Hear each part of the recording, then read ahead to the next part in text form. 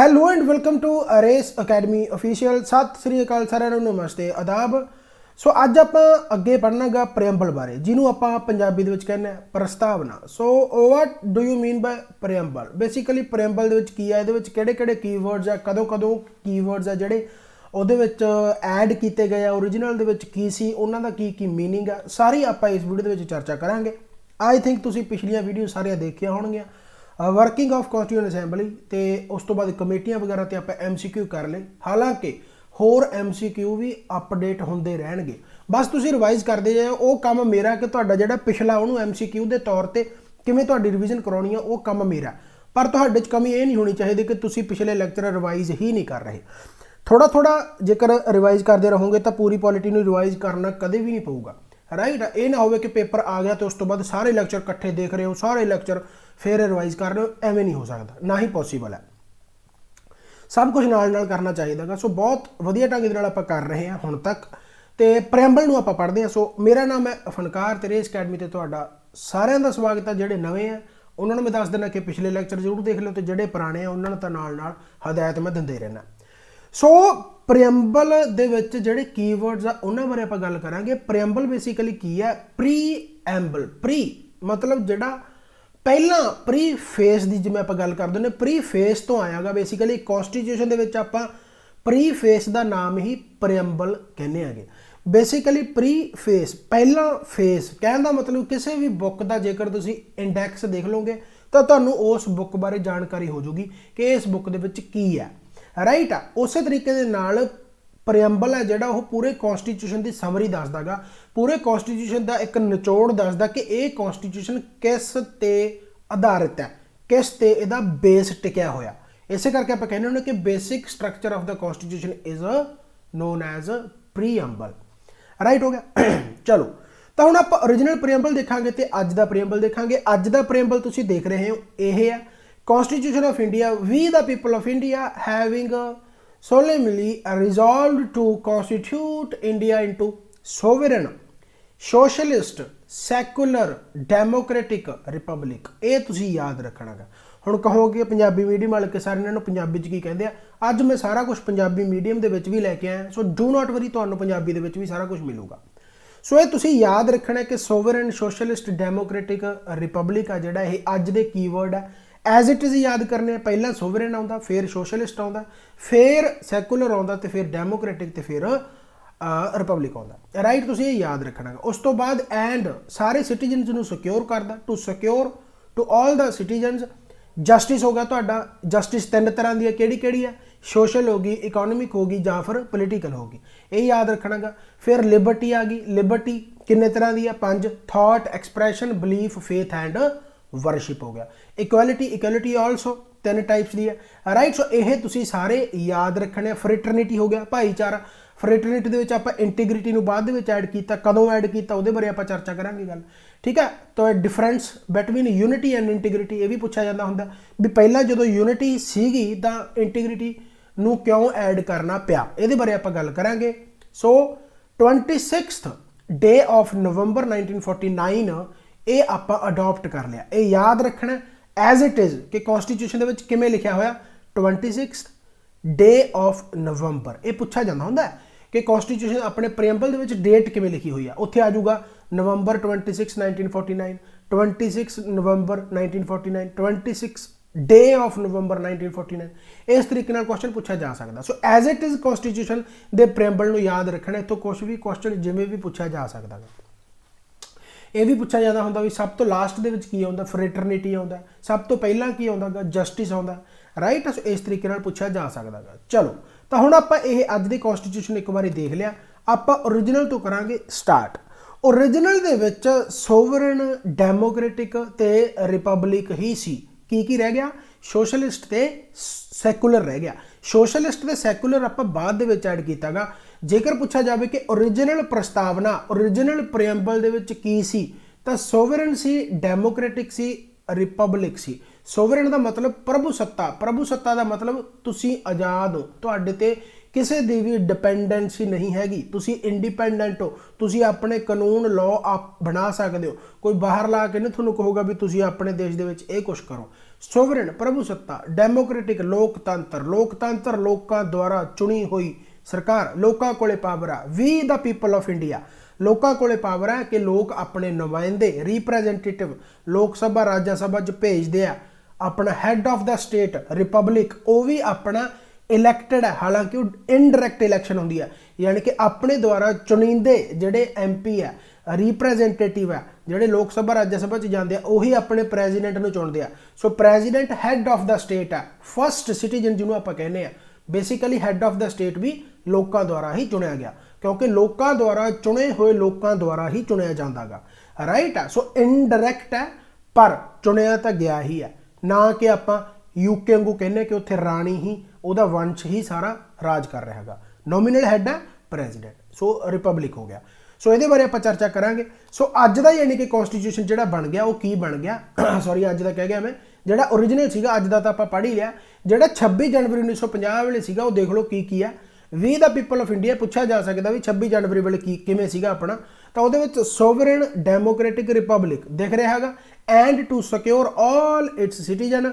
ਇਹਦੇ ਵਿੱਚ ਜਸਟਿਸ ਆ ਗਿਆ ਤੁਹਾਡਾ 3 ਤਰ੍ਹਾਂ ਦੀ, ਸੋਸ਼ਲ ਇਕੋਨੋਮਿਕ ਤੇ ਪੋਲੀਟੀਕਲ ਹੋ ਗਿਆ, ਲਿਬਰਟੀ ਹੋ ਗਿਆ 5 ਤਰ੍ਹਾਂ ਦੀ, thought expression belief faith and worship as it is ਯਾਦ ਰੱਖਣਾ। ਪਹਿਲਾਂ ਥਾਟ ਆਉਂਦਾ, ਫਿਰ ਐਕਸਪ੍ਰੈਸ਼ਨ ਆਉਂਦਾ, ਫਿਰ belief faith worship as it is ਯਾਦ ਰੱਖਣਾਗਾ। Equality of status and of opportunity and to promote among them all. ਫਰੈਟਰਨਿਟੀ ਤੁਹਾਡਾ ਭਾਈਚਾਰਾ, ਦੇਖੋ ਇੱਥੇ ਤੁਹਾਨੂੰ ਇੰਟੀਗ੍ਰਿਟੀ ਕਿਤੇ ਨਹੀਂ ਦਿਖ ਰਿਹਾ ਹੋਊਗਾ, right. Assuring the dignity of the individual and the unity ਦਿਖ ਰਿਹਾ ਹੈਗਾ, ਯੂਨਿਟੀ ਦੇ ਨਾਲ ਆਪਾਂ ਇੰਟੀਗ੍ਰਿਟੀ ਨੂੰ ਐਡ ਕਰਤਾ। ਹੁਣ ਇੰਟੀਗ੍ਰਿਟੀ ਨੂੰ ਕਿਉਂ ਐਡ ਕੀਤਾ ਉਹ ਆਪਾਂ ਪੜਾਂਗੇ ਇੰਟੀਗ੍ਰਿਟੀ ਦੇ ਵਿੱਚ ਹੀ, ਰਾਈਟ। ਸੋ ਇਹ ਚੀਜ਼ਾਂ ਤੁਸੀਂ ਸਾਰੀਆਂ ਬਹੁਤ ਵਧੀਆ ਢੰਗ ਦੇ ਨਾਲ ਜਾਣਨੀਆਂ ਨੇ। ਸੋ ਇਹ ਓਰੀਜਨਲ ਪ੍ਰੀਐਮਬਲ ਹੋ ਗਿਆ ਜਿਹਦੇ ਵਿੱਚ 3 ਕੀਵਰਡ ਹੈ, ਸੋਵਰਨ ਡੈਮੋਕ੍ਰੈਟਿਕ ਤੇ ਰਿਪਬਲਿਕ, ਸੋਸ਼ਲਿਸਟ ਐਂਡ ਸੈਕੂਲਰ ਹੈ ਬਾਅਦ ਦੇ ਵਿੱਚ ਐਡ ਕੀਤਾ ਗਿਆ। ਕਦੋਂ ਐਡ ਕੀਤਾ ਗਿਆ ਇਸੇ ਲੈਕਚਰ ਦੇ ਵਿੱਚ ਆਪਾਂ ਸਾਰੀ ਚੀਜ਼ਾਂ ਨੂੰ ਜਾਣਦੇ ਹਾਂ। ਇੱਥੋਂ ਤੱਕ ਸਾਰੀ ਚੀਜ਼ ਪਤਾ ਲੱਗ ਗਈ, ਓਰੀਜਨਲ ਪ੍ਰੀਐਮਬਲ ਤੇ ਅੱਜ ਦਾ ਪ੍ਰੀਐਮਬਲ ਇਹ ਹੋ ਗਿਆ।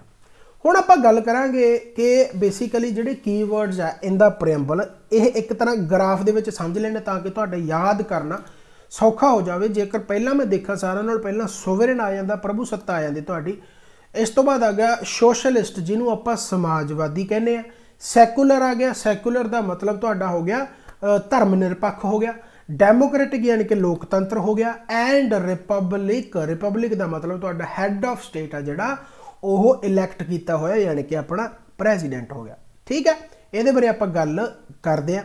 ਇਸ ਤੋਂ ਬਾਅਦ ਆ ਗਿਆ ਤੁਹਾਡਾ ਜਸਟਿਸ, ਉਸ ਤੋਂ ਬਾਅਦ ਲਿਬਰਟੀ ਆਜ਼ਾਦੀ, ਲਿਬਰਟੀ ਤੁਹਾਨੂੰ ਦਿੱਤੀ ਹੋਈ ਆ, ਇਕੁਐਲਿਟੀ ਬਰਾਬਰਤਾ ਜਿਹਨੂੰ ਆਪਾਂ ਕਹਿ ਦਿੰਦੇ ਆ, ਫਰੈਟਰਨਿਟੀ ਯਾਨੀ ਕਿ ਭਾਈਚਾਰਕ ਸਾਂਝ, ਤੇ ਇਹਦੇ ਵਿੱਚ ਗਾਹਾਂ ਇੰਟੀਗ੍ਰਿਟੀ ਬਾਅਦ ਦੇ ਵਿੱਚ ਐਡ ਕੀਤਾ ਗਿਆ। ਸੋ ਇਹ ਕੀਵਰਡ ਤੁਸੀਂ ਹਮੇਸ਼ਾ ਸੀਕੁਐਂਸ ਦੇ ਵਿੱਚ ਯਾਦ ਰੱਖਣਾ ਹੈ, sovereign, socialist, secular, democratic, republic, justice, liberty, equality, fraternity and integrity. ਇਹ ਤੁਸੀਂ ਯਾਦ ਰੱਖਣਾ। ਇੰਟੀਗ੍ਰਿਟੀ ਹਾਲਾਂਕਿ ਫਰੈਟਰਨਿਟੀ ਦਾ ਪਾਰਟ ਹੈ, ਤੁਸੀਂ ਫਰੈਟਰਨਿਟੀ ਤੱਕ ਹੀ ਯਾਦ ਰੱਖ ਸਕਦੇ ਹੋ, ਰਾਈਟ। ਇਹ ਆਪਣੇ ਕੀਵਰਡ ਹੋ ਗਏ, ਇਹ ਆਪਣੇ ਫੀਚਰ ਹੋ ਗਏ ਜਿਹੜੇ ਨੀਚੇ ਹੈ, ਰਾਈਟ। ਸੋ ਮੇਰੇ ਹਿਸਾਬ ਨਾਲ ਤੁਹਾਨੂੰ ਚੀਜ਼ਾਂ ਸਾਰੀਆਂ ਯਾਦ ਕਰਨੀਆਂ ਸੌਖੀਆਂ ਹੋ ਜਾਣਗੀਆਂ, ਸੌਰੀ। ਚਲੋ ਤਾਂ ਹੁਣ ਆਪਾਂ ਗਾਹਾਂ ਵਧਦੇ ਹਾਂ। ਬਿਗਨਿੰਗ ਵਿਦ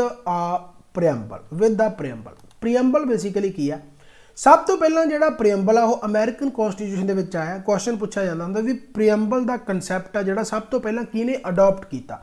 ਸਭ ਤੋਂ ਪਹਿਲਾਂ ਸਟਾਰਟ ਹੋਇਆ ਜਿਹੜਾ ਇਹ ਅਮਰੀਕਨ ਕਨਸਟੀਟਿਊਸ਼ਨ ਤੋਂ ਹੋਇਆਗਾ।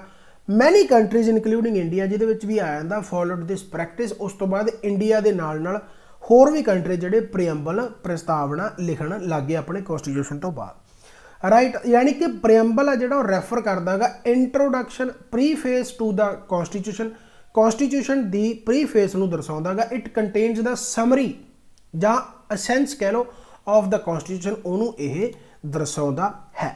N.A. ਪਲਖੀ ਵਾਲਾ ਪੋਲੀਟੀਕਲ ਐਕਸਪਰਟ ਆ ਜਿਨ੍ਹਾਂ ਨੇ ਪ੍ਰੀਐਮਬਲ ਨੂੰ ਕੀ ਕਿਹਾ ਹੈਗਾ? Identity card of the constitution.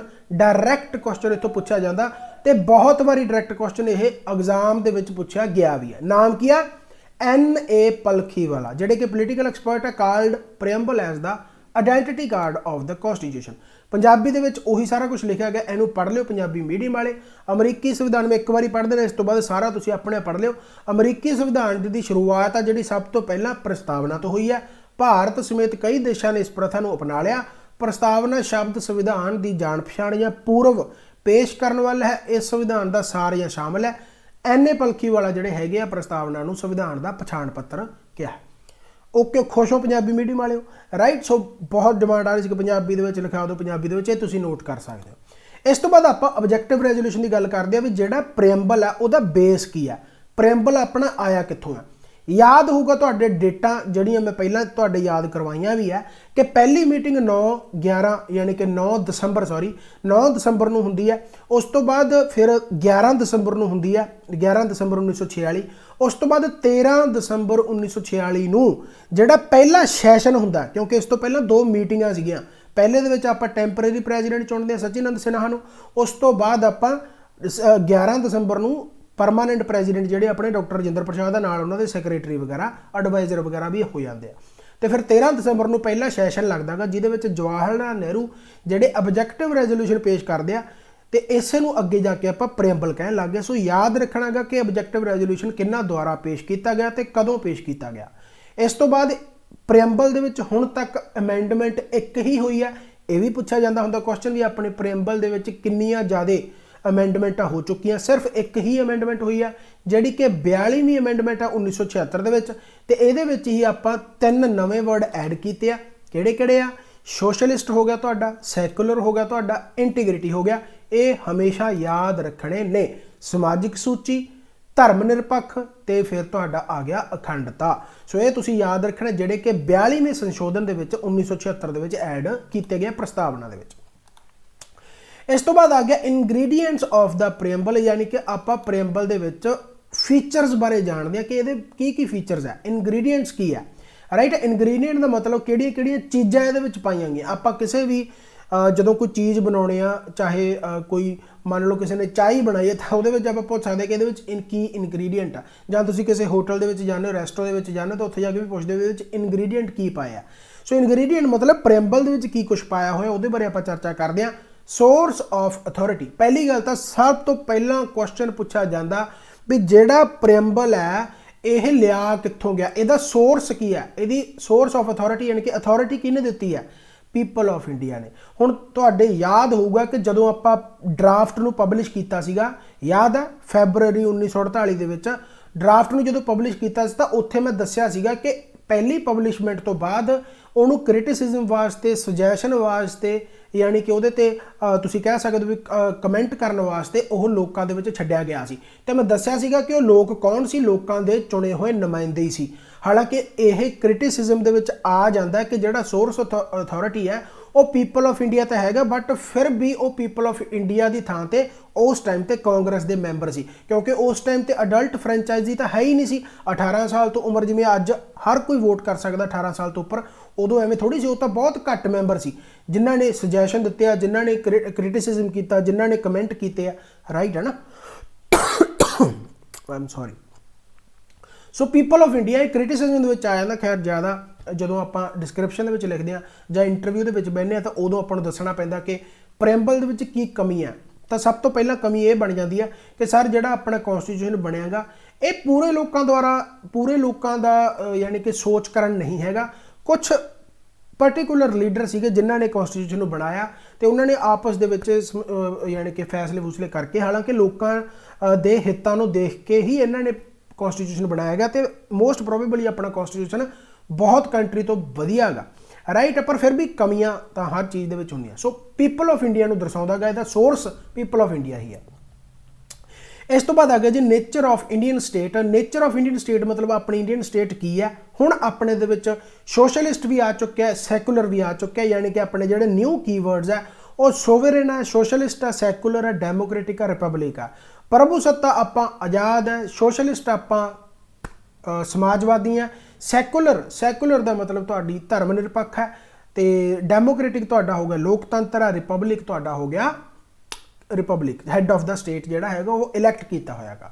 ਬਾਕੀ ਰਿਪਬਲਿਕ ਦੀ ਜਿਹੜੀ ਐਗਜ਼ੈਕਟ ਪੰਜਾਬੀ ਉਹ ਪਤਾ ਲੱਗ ਜੂਗੀ ਤੁਹਾਨੂੰ, ਡੂ ਨਾਟ ਵਰੀ। इस तो बाद मैं गल जिक्र करा तो ऑब्जैक्टिव दे विच जिहड़े आ जांदे आ, फीचर्स आ जांदे आ, मोटो आ जांदे आ, वो की है जस्टिस आ, लिबर्टी आ, इक्वलिटी आ ते फ्रेटरनिटी आ। देखो आप किन्ने बारी रिवीजन कर ली इहदी ते डेट ऑफ अडॉप्शन इहनूं याद रखना एग्जैक्ट नवंबर 26 1949। किन्ने बारी रिपीट कर लिया हुण तक तुहाडे कीवर्ड आ जिहड़े याद हो जाने चाहिए आ, किन्ने फॉर्म दे विच मैं करवाता तुहानूं। राइट हो गया। हुण आपां कल्ले कल्ले कीवर्ड की गल करते हैं। सोवरेन की है, सोशलिस्ट की है, सैकुलर की है, डेमोक्रेटिक रिपब्लिक है। सोवरेन द वर्ड सोवरेन का मतलब इंप्लाइज दैट इंडिया, मैं हुण पंजाबी मीडियम वालों एक हदायत दिना, पंजाबी मीडियम सीधा ही पंजाबी वाले ना वध जाओ, पहला इंग्लिश नूं कोशिश करो, क्योंकि ना जो तुसीं हाई लैवल ते जाओगे तो तुहानूं इंग्लिश की नीड पऊगी। मैं मनदा पंजाबी माँ बोली पढ़नी वधिया चाहिदी है, पंजाबी माँ बोली जी पढ़ना चाहिए, मैं भी पंजाबी माँ बोली जी पढ़ाउणा, पर इन्ने ज़्यादा कट्टड़ भी ना बनो कि आप इंग्लिश नाल वैर ही पाउणा, क्योंकि सोहणियां सोहणियां किताबां जां वधिया वधिया किताबां वो इंग्लिश दे विच ही तुहानूं मिलणगीਆਂ, पंजाबी दे विच मटीरियल इन्ना नहीं मिलदा गा। सो कट्टड़ता ना पालो, समझण की कोशिश करो, पंजाबी दे विच मटीरियल नाल ही ऐड है, वो तुहानूं पढ़न दे विच आसानी हो जाऊगी सब नूं ही, वैसे चाहे पंजाबी तो कोई नहीं भी हैगा। ओके चलो, सोवरेन का मतलब की है कि neither a dependency nor dominion on off any other nation.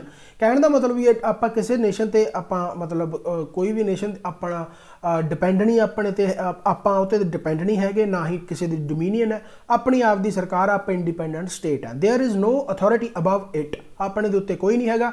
And it is free to conduct its own affairs, चाहे वो इंटरनल है चाहे एक्सटर्नल है। इंटरनल एक्सटर्नल का मतलब की है कि यूनीयन लैवल ते सेंटर लैवल ते इत्थे भी तुहानूं सोवरेनिटी देखने को मिल सकती है, आज़ादी देखने को मिल सकती है।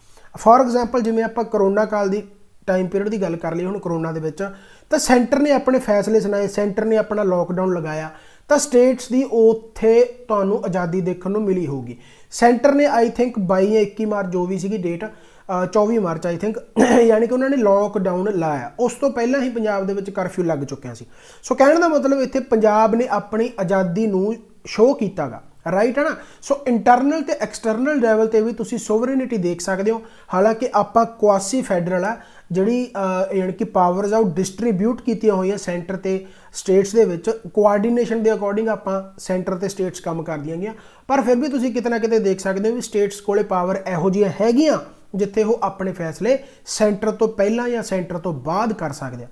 इस तरह आप एग्जाम्पल GST की भी लै सकते हैं, जिवें GST सेंटर ने लागू करता, स्टेट्स ने फिर अड अड तौर पर, किसी स्टेट ने फिर किया, फिर किसी स्टेट ने किया, फिर किसी स्टेट ने किया, स्टेट्स ने अपने अपने तौर पर GST लागू किया।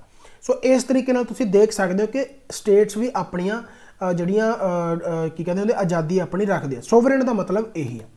इस तो बाद आ गया भी 1949 2 इन 1949 India declare the constitution offer full membership जिहड़ी हैगी कॉमनवैल्थ नेशन दी। कॉमनवैल्थ नेशन की मैं पिछले लैक्चर के भी एग्जाम्पल दी सी कि कॉमनवैल्थ नेशन नूं आपां ज्वाइन जरूर कर लिया, इहदे ते काफ़ी जणिਆਂ ने निंदा भी की जवाहरलाल नेहरू की, बट जवाहरलाल नेहरू का काफ़ी सोहना ये स्टेटमेंट सी कि सोवरेनिटी आपां हुण आज़ाद है, सो ये नहीं हैगा कि अपनी प्रभुसत्ता जिहड़ी हैगी उसनूं कोई इफैक्ट कर सकूगा ब्रिटिश। हुण जेकर कोई इफैक्ट करता भी हो तो आपां नूं की आपां कॉमनवैल्थ छड्ड दांगे। कॉमनवैल्थ तुहानूं पता होगा, मैनूं रिपीट करने की लोड़ ना पवे क्योंकि पिछले लैक्चर दे विच मैं दस्सिया होया।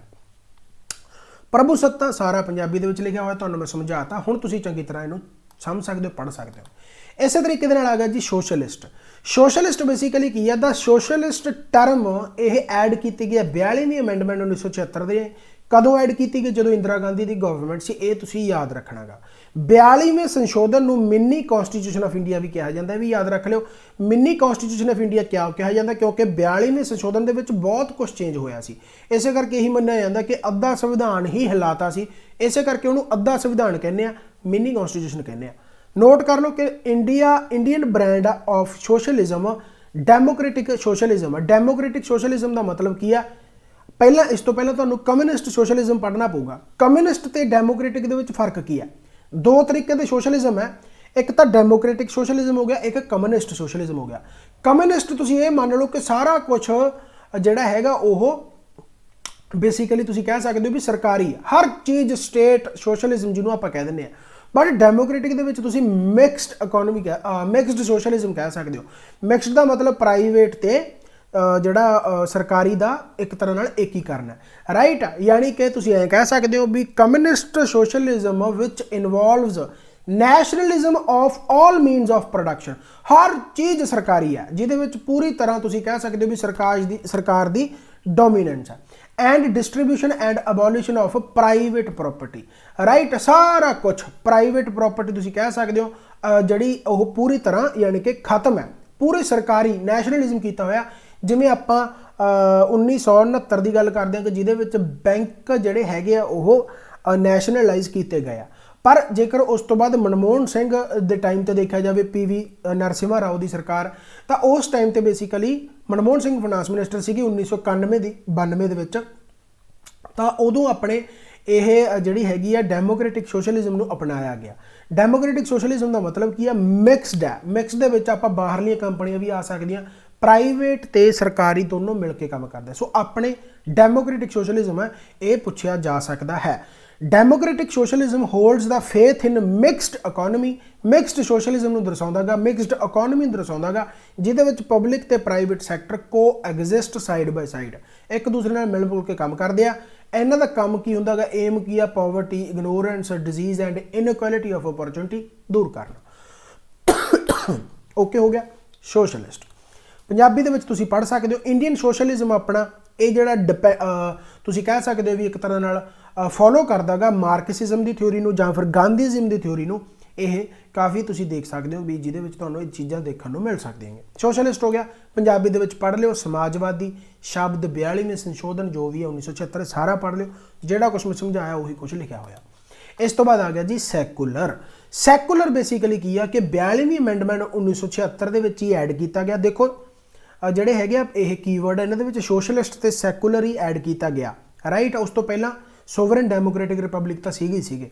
ਚਲੋ, ਤਾਂ ਸੈਕੂਲਰ ਵੀ 42ਵੀਂ ਅਮੈਂਡਮੈਂਟ 1976 ਇਸੇ ਕਰਕੇ ਕਹਿਣਾ ਕਿ ਪ੍ਰੀਐਮਬਲ ਦੇ ਵਿੱਚ ਹਜੇ ਤੱਕ ਇੱਕ ਹੀ ਅਮੈਂਡਮੈਂਟ ਹੋਈ ਹੈ ਜਿਹੜੀ ਕਿ 42ਵੀਂ ਅਮੈਂਡਮੈਂਟ ਆ 1976 ਦੇ ਵਿੱਚ, ਯਾਦ ਰੱਖਣਾ। ਸੁਪਰੀਮ ਕੋਰਟ ਨੇ 1974 ਦੇ ਵਿੱਚ ਕਿਹਾ ਸੀ ਆਲਦੋ ਦਾ ਸੈਕੂਲਰ ਸਟੇਟ ਵਰ ਨਾਟ ਐਕਸਪ੍ਰੈਸਲੀ ਮੈਂਸ਼ਨ ਇਨ ਦਾ ਕਨਸਟੀਟਿਊਸ਼ਨ। ਕਹਿਣ ਦਾ ਮਤਲਬ ਕੀ ਆ ਕਿ ਸੈਕੂਲਰ ਆਪਾਂ 42ਵੀਂ ਸੰਸ਼ੋਧਨ ਰਾਹੀਂ ਐਡ ਤਾਂ ਜ਼ਰੂਰ ਕੀਤਾ, ਇਹਦਾ ਮਤਲਬ ਇਹ ਨਹੀਂ ਹੈਗਾ ਕਿ ਇੰਡੀਆ ਇਸ ਤੋਂ ਪਹਿਲਾਂ ਸੈਕੂਲਰ ਨਹੀਂ ਸੀ। ਇੰਡੀਆ ਇਸ ਤੋਂ ਪਹਿਲਾਂ ਵੀ ਸੈਕੂਲਰ ਸੀ, ਪਹਿਲਾਂ ਵੀ ਇੰਡੀਆ ਦੇ ਵਿੱਚ ਡਾਇਵਰਸਿਟੀ ਉਨੀ ਹੀ ਸੀ, ਪਹਿਲਾਂ ਵੀ ਇੰਡੀਆ ਦੇ ਵਿੱਚ ਕਲਚਰ ਇੰਨੇ ਜ਼ਿਆਦਾ ਧਰਮ ਪਹਿਲਾਂ ਵੀ ਸੀ, ਤਾਂ ਪਹਿਲਾਂ ਵੀ ਇੰਡੀਆ ਨੇ ਸੈਕੂਲਰ ਦੇ ਤੌਰ ਤੇ ਹੀ ਕੰਮ ਕੀਤਾਗਾ। ਪਰ ਇਹਨੂੰ ਫॉर ਗਰੰਟੀ ਦੇਣ ਵਾਸਤੇ ਕਿ ਕਨਸਟੀਟਿਊਸ਼ਨ ਗਰੰਟੀ ਦਿੰਦਾ ਕਿ ਆਪਣਾ ਇੰਡੀਆ ਸੈਕੂਲਰ ਹੈ, ਆਪਣੇ ਇੰਡੀਆ ਦੇ ਵਿੱਚ ਕੋਈ ਵੀ ਕਿਸੇ ਖਾਸ ਪਾਰਟਿਕੂਲਰ ਧਰਮ ਨੂੰ ਯਾਨੀ ਕਿ ਤੁਸੀਂ ਕਹਿ ਸਕਦੇ ਹੋ ਵੀ ਪਿੱਛੇ ਨਹੀਂ ਕੀਤਾ ਜਾਂਦਾ ਜਾਂ ਕਿਸੇ ਵੀ ਖਾਸ ਧਰਮ ਨੂੰ ਅੱਗੇ ਨਹੀਂ ਲੈ ਕੇ ਆਉਂਦੀ ਸਰਕਾਰ, ਠੀਕ ਹੈ ਨਾ। ਯਾਨੀ ਕਿ ਤੁਸੀਂ ਐਂ ਕਹਿ ਸਕਦੇ ਹੋ ਵੀ ਜਿਹੜਾ ਡਿਸਕ੍ਰਿਮੀਨੇਸ਼ਨ ਆ ਉਹ ਤੁਹਾਨੂੰ ਨਹੀਂ ਦੇਖਣ ਨੂੰ ਮਿਲੂਗਾ, ਚਾਹੇ ਉਹ 1976 ਤੋਂ ਪਹਿਲਾਂ ਵੀ ਆ।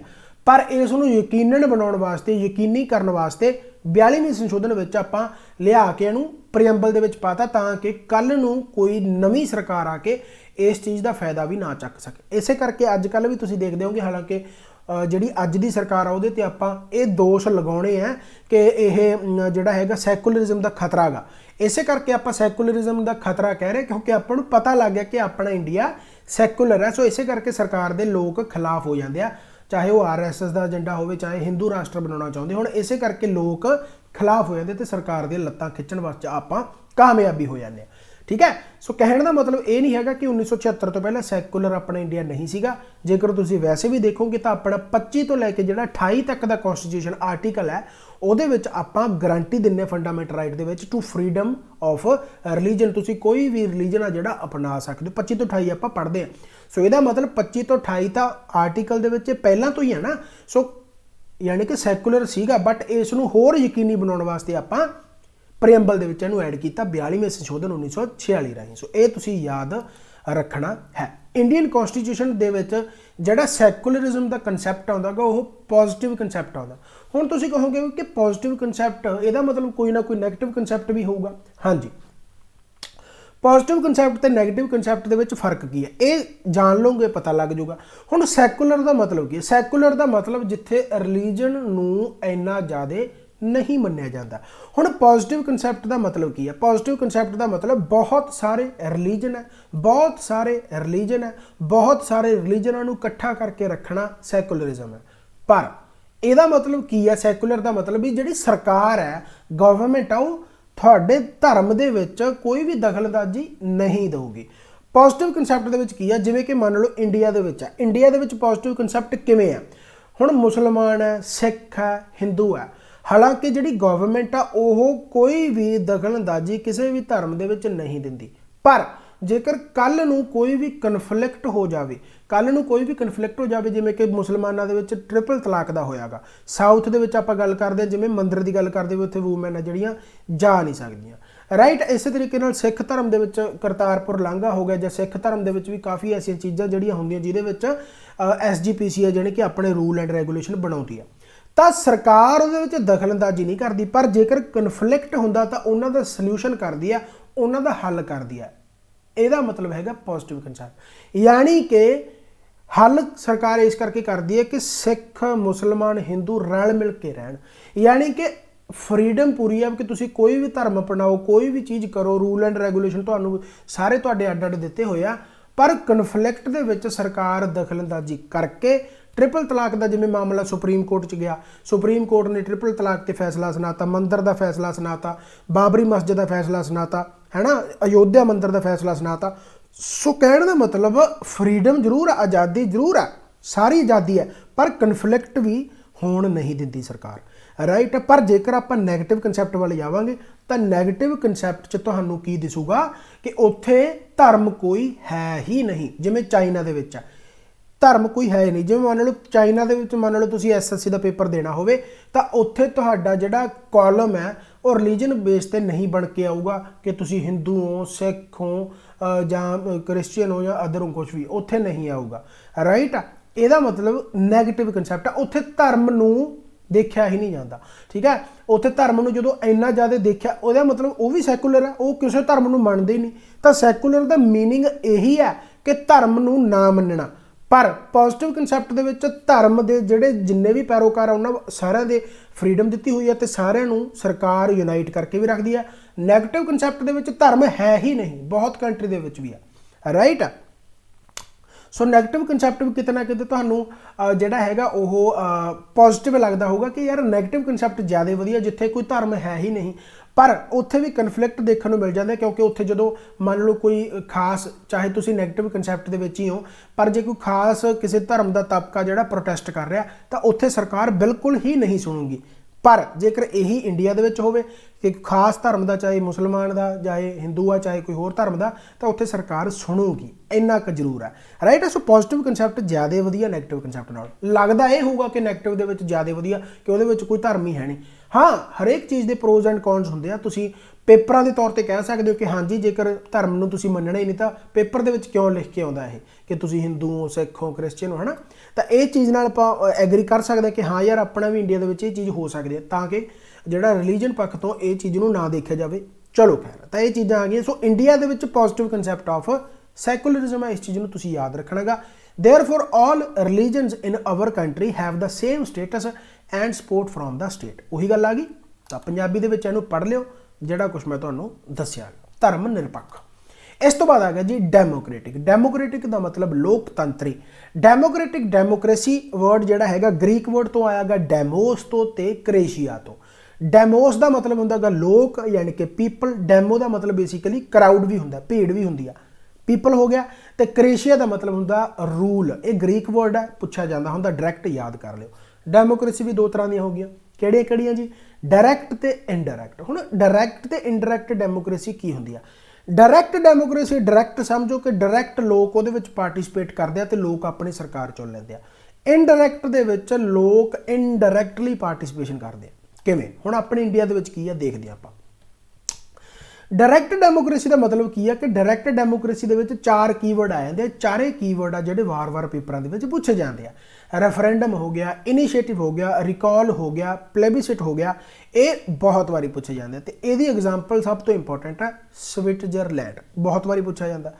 सो डायरैक्ट डेमोक्रेसी जिथे लोग, ये डायरैक्ट डेमोक्रेसी पहला का कंसैप्ट है। जेकर पुरातन देखा जाए कि डायरैक्ट डेमोक्रेसी पहला सी कि इनडायरैक्ट डेमोक्रेसी पहला सी, तो डायरैक्ट डेमोक्रेसी पहला सी। किवें? हुण तुसीं ऐ देखो भी जदों आपां पिछे जावांगे तो पिछे जदों जाने आपां होर पिछे चले जाओ, 50 साल पहले चले जाओ, फिर 100 साल पहले चले जाओ, फिर 500 साल पहले चले जाओ, तो ओबवियसली आ जिहड़ी पापूलेशन आ वो घट ही सी। हुण पापूलेशन किन्नी है अपने इंडिया दे विच? अपने इंडिया का ही एंशिएंट पीरियड ले लो, किन्ने लोग घट होणगे। तो उत्थे डायरैक्ट डेमोक्रेसी देखने को तुहानूं मिलूगी। किवें? ਇੰਨੇ ਜ਼ਿਆਦਾ ਲੋਕ ਘੱਟ ਆ, ਮੰਨ ਲਓ ਮੈਂ ਘੱਟ ਕਰਦਾ ਮੰਨ ਲਓ ਲੱਖ ਲੋਕ ਰਹਿ ਗਏ, ਮੰਨ ਲਓ ਪੂਰੇ ਇੰਡੀਆ ਦੇ ਵਿੱਚ ਆਮ ਸੌਰੀ ਗਲਾ ਖਰਾਬ ਆ ਥੋੜਾ ਜਿਹਾ ਹੋ ਜਾਂਦਾ, ਚਲੋ ਤਾਂ ਮੈਂ ਪਿੱਛੇ ਜਾਂਦਾ ਪਾਪੂਲੇਸ਼ਨ ਆਪਣੀ ਲੱਖ 1.5 ਲੱਖ ਹੋਊਗੀ। ਹਾਂਜੀ, ਹੁਣ ਲੱਖ 1.5 ਲੱਖ ਦੇ ਵਿੱਚ ਤੁਸੀਂ ਇਨਡਾਇਰੈਕਟ ਇਲੈਕਸ਼ਨ ਕਰਾ ਕੇ ਕੀ ਲੈਣੀ ਆ? ਤੁਸੀਂ ਲੱਖ 1.5 ਲੱਖ ਨੂੰ ਥੋੜੇ ਕਰਕੇ ਜੇ ਮੰਨ ਲਓ ਖਾਸ ਏਰੀਏ ਦੇ ਵਿੱਚ ਵੀ ਵੰਡੇ ਹੋਏ ਆ, ਤੁਸੀਂ ਡਾਇਰੈਕਟ ਇਲੈਕਸ਼ਨ ਕਰਵਾ ਸਕਦੇ ਹੋ। ਡਾਇਰੈਕਟ ਇਲੈਕਸ਼ਨ ਦਾ ਮਤਲਬ ਲੋਕ ਹੀ ਸਿੱਧਾ ਆਉਣਗੇ, ਉਹਦੇ ਵਿੱਚ ਰੈਫਰੈਂਡਮ ਹੋ ਸਕਦਾ ਗਾ, ਪਰ ਰੈਫਰੈਂਡਮ ਤੁਹਾਨੂੰ ਮੈਂ ਦੱਸੂਗਾ ਕਿ ਰੈਫਰੈਂਡਮ ਕੀ ਆ, ਠੀਕ ਹੈ ਨਾ। ਪਲੇਬਿਸਿਟ ਹੋ ਸਕਦਾ, ਇਨੀਸ਼ੀਏਟਿਵ ਹੋ ਸਕਦਾ, ਰਿਕਾਲ ਹੋ ਸਕਦਾ, ਇਹ ਚੀਜ਼ਾਂ ਸਾਰੀਆਂ ਯੂਜ਼ ਕੀਤੀਆਂ ਜਾ ਸਕਦੀਆਂ। ਹੁਣ ਤੁਹਾਨੂੰ ਪਤਾ ਨਹੀਂ ਹਜੇ ਕਿ ਰੈਫਰੈਂਡਮ ਕੀ ਹੈ, ਇਨੀਸ਼ੀਏਟਿਵ ਕੀ ਹੈ, ਰਿਕਾਲ ਕੀ ਹੈ, ਪਲੇਬਿਸਿਟ, ਤੁਹਾਨੂੰ ਆਪਣੇ ਆਪ ਆਈਡੀਆ ਹੋ ਜਾਊਗਾ। ਮੰਨ ਲਓ ਲੱਖ 1.5 ਲੱਖ ਬੰਦਾ, ਉਹਨਾਂ ਤੋਂ ਸਿੱਧਾ ਪੁੱਛੋ ਵੀ ਹਾਂ ਵੀ ਦੱਸੋ ਭਾਈ ਕੀ ਆ, ਤਾਂ ਉਹ ਦੱਸਣਗੇ ਵੀ ਸਾਡਾ ਨੁਮਾਇੰਦਾ ਇਹ ਆ, ਠੀਕ ਹੈ ਨਾ।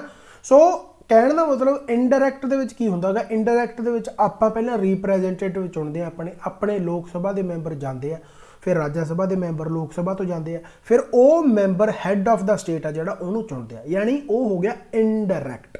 ਆਪਾਂ ਡਾਇਰੈਕਟ ਆਪਣੇ ਰਿਪਰੈਜ਼ੈਂਟੇਟਿਵ ਚੁਣਦੇ ਆ, ਰਾਈਟ। ਆਪਾਂ head of the state representative ਨਹੀਂ ਚੁਣਦੇ। ਆਪਾਂ ਜਦੋਂ ਰਿਪਰੈਜ਼ੈਂਟੇਟਿਵ ਚੁਣ ਲਏ, ਉਸ ਤੋਂ ਬਾਅਦ ਉਹ ਰਿਪਰੈਜ਼ੈਂਟੇਟਿਵ ਆਪਣਾ ਹੈੱਡ ਚੁਣਦੇ ਆ, ਉਹ ਪ੍ਰਧਾਨ ਮੰਤਰੀ ਬਣਦਾ, ਫਿਰ ਉਹੀ ਰਿਪਰੈਜ਼ੈਂਟੇਟਿਵ ਇਨਡਾਇਰੈਕਟ ਇਲੈਕਸ਼ਨ ਦੇ ਵਿੱਚ ਹਿੱਸਾ ਲੈ ਕੇ ਆਪਣਾ ਪ੍ਰੈਜ਼ੀਡੈਂਟ ਚੁਣਦੇ ਆ। ਸਮਝ ਲੱਗ ਗਈ? ਸੋ ਇਹਨੂੰ ਕਹਿੰਦੇ ਇਨਡਾਇਰੈਕਟ, ਯਾਨੀ ਕਿ ਇੰਡੀਆ ਦੇ ਵਿੱਚ ਇਨਡਾਇਰੈਕਟ ਹੈ, ਬਟ ਸਵਿਟਜ਼ਰਲੈਂਡ ਦੇ ਵਿੱਚ ਅੱਜ ਵੀ ਤੁਹਾਨੂੰ ਡਾਇਰੈਕਟ ਡੈਮੋਕ੍ਰੇਸੀ ਦੇਖਣ ਨੂੰ ਮਿਲੂਗੀ, ਉਹ ਡਾਇਰੈਕਟ ਹਿੱਸਾ ਲੈਂਦੇ ਆ, ਰਾਈਟ। ਚਲੋ ਇਨਡਾਇਰੈਕਟ ਡੈਮੋਕ੍ਰੇਸੀ ਦਾ ਮਤਲਬ ਕੀ ਆ ਕਿ ਦਾ ਰਿਪਰੈਜ਼ੈਂਟੇਟਿਵ ਦਾ ਮਤਲਬ ਜਿਹੜੇ ਆਪਣੇ ਦੁਆਰਾ ਚੁਣਿੰਦੇ ਆ, elected by the people, exercise the supreme power, ਦਸ carry on the government and make the laws, ਯਾਨੀ ਕਿ ਉਹੀ ਜਿਹੜੇ ਆਪਣੇ ਚੁਣਿੰਦੇ ਡੈਮੋਕ੍ਰੈਟਿਕ ਦੇ ਵਿੱਚ ਆਪਾਂ ਚੁਣਦੇ ਆ ਜਿਹੜੇ ਲੋਕ ਰਿਪਰੈਜ਼ੈਂਟੇਟਿਵ ਆ, ਉਹੀ ਜਾ ਕੇ ਗਵਰਨਮੈਂਟ ਬਣਾਉਂਦੇ ਆ ਤੇ ਲਾਅ ਵਗੈਰਾ ਬਣਾਉਂਦੇ ਆ। This type of democracy of 2 types, ਇਹ ਪਾਰਲੀਮੈਂਟਰੀ ਵੀ ਹੋ ਸਕਦੀ ਆ, ਪ੍ਰੈਜ਼ੀਡੈਂਸ਼ੀਅਲੀ ਵੀ ਹੋ ਸਕਦੀ ਹੈ। ਪਾਰਲੀਮੈਂਟਰੀ ਦੇ ਵਿੱਚ ਓਬਵੀਅਸਲੀ ਗੱਲ ਹੈ ਕਿ ਆਪਣਾ ਪ੍ਰਧਾਨ ਮੰਤਰੀ ਹੋਊਗਾ, ਪ੍ਰੈਜ਼ੀਡੈਂਸ਼ੀਅਲ ਦੇ ਵਿੱਚ ਕੀ ਹੋਊਗਾ, ਰਾਸ਼ਟਰਪਤੀ ਹੋਊਗਾ। ਐਗਜ਼ਾਮਪਲ ਇੰਡੀਆ ਦੇ ਵਿੱਚ ਪ੍ਰਧਾਨ ਮੰਤਰੀ ਆ, ਯਾਨੀ ਕਿ ਪਾਰਲੀਮੈਂਟਰੀ ਆ। US ਦੇ ਵਿੱਚ ਜੋ ਬਾਈਡਨ ਨਵਾਂ ਬਣ ਗਿਆ ਰਾਸ਼ਟਰਪਤੀ, ਸੋ ਪ੍ਰੈਜ਼ੀਡੈਂਟ, ਰਾਈਟ ਹੋ ਗਿਆ। ਸੋ ਇਹ ਕਹਿਣ ਦਾ ਮਤਲਬ ਪ੍ਰੈਜ਼ੀਡੈਂਸ਼ੀਅਲ। ਬਾਕੀ what is the difference between parliamentary, presidential, ਇਹ ਮੈਂ ਤੁਹਾਨੂੰ ਕਿਸੇ ਨਾ ਕਿਸੇ ਚੈਪਟਰ ਦੇ ਵਿੱਚ ਕਰਵਾਊਂਗਾ। ਡੂ ਨਾਟ ਵਰੀ, ਇਹ ਵੀ ਤੁਹਾਨੂੰ ਪਤਾ ਲੱਗ ਜਾਊਗਾ ਕਿ ਪਾਰਲੀਮੈਂਟਰੀ ਕੀ ਆ। ਇੱਕ ਵਾਰੀ ਇਹ ਸਮਝ ਲਓ ਕਿ ਪਾਰਲੀਮੈਂਟਰੀ ਦੇ ਵਿੱਚ ਜਿਹੜਾ ਰੀਅਲ ਐਗਜ਼ੀਕਿਊਟਿਵ ਹੈੱਡ ਹੁੰਦਾ, ਜਿਹਦੇ ਕੋਲੇ ਪਾਵਰ ਹੁੰਦੀ ਆ, ਉੱਥੇ ਪ੍ਰਧਾਨ ਮੰਤਰੀ ਹੋਊਗਾ, ਤੇ ਜਿੱਥੇ ਪ੍ਰੈਜ਼ੀਡੈਂਸ਼ੀਅਲ ਆ ਉੱਥੇ ਪ੍ਰੈਜ਼ੀਡੈਂਟ ਹੋਊਗਾ। UK ਦੇ ਵਿੱਚ, ਬ੍ਰਿਟੇਨ ਦੇ ਵਿੱਚ ਪਾਰਲੀਮੈਂਟਰੀ ਆ, ਉੱਥੇ ਵੀ ਪ੍ਰਧਾਨ ਮੰਤਰੀ ਆ, ਨੋਮੀਨਲ ਹੈੱਡ ਆ ਰਾਸ਼ਟਰਪਤੀ, ਤੇ ਆਪਣੇ ਵੀ ਨੋਮੀਨਲ ਹੈੱਡ ਆ, ਕੋਈ ਜ਼ਿਆਦਾ ਪਾਵਰਾਂ ਨਹੀਂ ਹੈਗੀਆਂ। ਲੋਕਤੰਤਰੀ, ਇਹ ਸਾਰਾ ਪੜ੍ਹ ਲਓ ਜਿਹੜਾ ਮੈਂ ਤੁਹਾਨੂੰ ਦੱਸਦਾ। ਇਸ ਤੋਂ ਬਾਅਦ ਆ ਗਿਆ ਜੀ ਰੈਫਰੈਂਡਮ। ਹੁਣ ਰੈਫਰੈਂਡਮ ਦਾ ਮਤਲਬ ਕੀ ਆ? ਰੈਫਰੈਂਡਮ ਦਾ ਮਤਲਬ ਬਸ ਇੰਨਾ ਕੀ ਸਮਝੋ ਕਿ ਰੈਫਰੈਂਡਮ ਤੋਂ ਭਾਵ ਲੋਕਾਂ ਦੁਆਰਾ ਹੀ ਚੁਣਿਆ ਗਿਆ ਫੈਸਲਾ। ਕਿਵੇਂ? ਜਿਵੇਂ ਮੰਨ ਲਓ ਮੈਂ ਗੱਲ ਕਰਾਂ ਕਿ ਭਾਈ ਕਿ ਲੋਕ ਕੀ ਚਾਹੁੰਦੇ ਆ, ਲੋਕ ਕੀ ਚਾਹੁੰਦੇ ਆ, ਤਾਂ ਲੋਕਾਂ ਦੁਆਰਾ ਹੀ ਇੱਕ ਤਰ੍ਹਾਂ ਨਾਲ ਵੋਟ ਕਰਵਾਈ ਜਾਊਗੀ, ਲੋਕ ਫੈਸਲਾ ਆਪਣਾ ਦੱਸ ਦੇਣਗੇ, ਰਾਈਟ ਆ। ਹੁਣ ਰੈਫਰੈਂਡਮ ਤੇ ਪਲੇਬਿਸਿਟ ਵੀ ਤੁਹਾਨੂੰ ਮੈਂ ਦੱਸੂਗਾ ਕੀ ਹੁੰਦਾ ਗਾ, ਦੋਨਾਂ ਦੇ ਵਿੱਚ ਫਰਕ ਵੀ ਆ, ਉਹ ਆਪਾਂ ਫਰਕ ਵੀ ਜਾਣਾਂਗੇ। ਹੁਣ ਤੁਸੀਂ ਰੈਫਰੈਂਡਮ ਪੜ੍ਹੋ।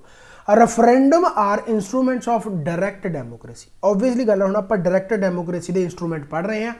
ਡਾਇਰੈਕਟ ਡੈਮੋਕ੍ਰੇਸੀ ਦੇ ਵਿੱਚ ਰੈਫਰੈਂਡਮ ਯੂਜ਼ ਹੋ ਸਕਦਾ ਗਾ। ਫੋਰ ਐਗਜ਼ਾਮਪਲ ਆਪਾਂ ਸਿੱਕਮ ਦੀ ਐਗਜ਼ਾਮਪਲ ਲੈਂਦੇ ਹਾਂ, ਆਪਣੇ ਇੰਡੀਆ ਦੀ ਐਗਜ਼ਾਮਪਲ ਲਵਾਂਗੇ ਤਾਂ ਕਿ ਤੁਹਾਨੂੰ ਚੰਗੀ ਤਰ੍ਹਾਂ ਸਮਝ ਲੱਗ ਸਕੇ। ਹੁਣ ਆਪਣੇ ਤਾਂ ਡਾਇਰੈਕਟ ਡੈਮੋਕ੍ਰੇਸੀ ਹੈ ਨਹੀਂ, ਇਹਦਾ ਮਤਲਬ ਆਪਣੇ ਰੈਫਰੈਂਡਮ ਤਾਂ ਯੂਜ਼ ਹੋ ਨਹੀਂ ਸਕਦਾ। ਫਿਰ ਤੁਸੀਂ ਕਹੋਗੇ ਸਿੱਕਮ ਦੇ ਵਿੱਚ ਕਿਵੇਂ ਯੂਜ਼ ਹੋ ਗਿਆ? ਸਿੱਕਮ ਦੇ ਵਿੱਚ ਉਦੋਂ ਯੂਜ਼ ਹੋਇਆ ਜਦੋਂ ਸਿੱਕਮ ਇੰਡੀਆ ਦੇ ਵਿੱਚ ਨਹੀਂ ਸੀਗਾ।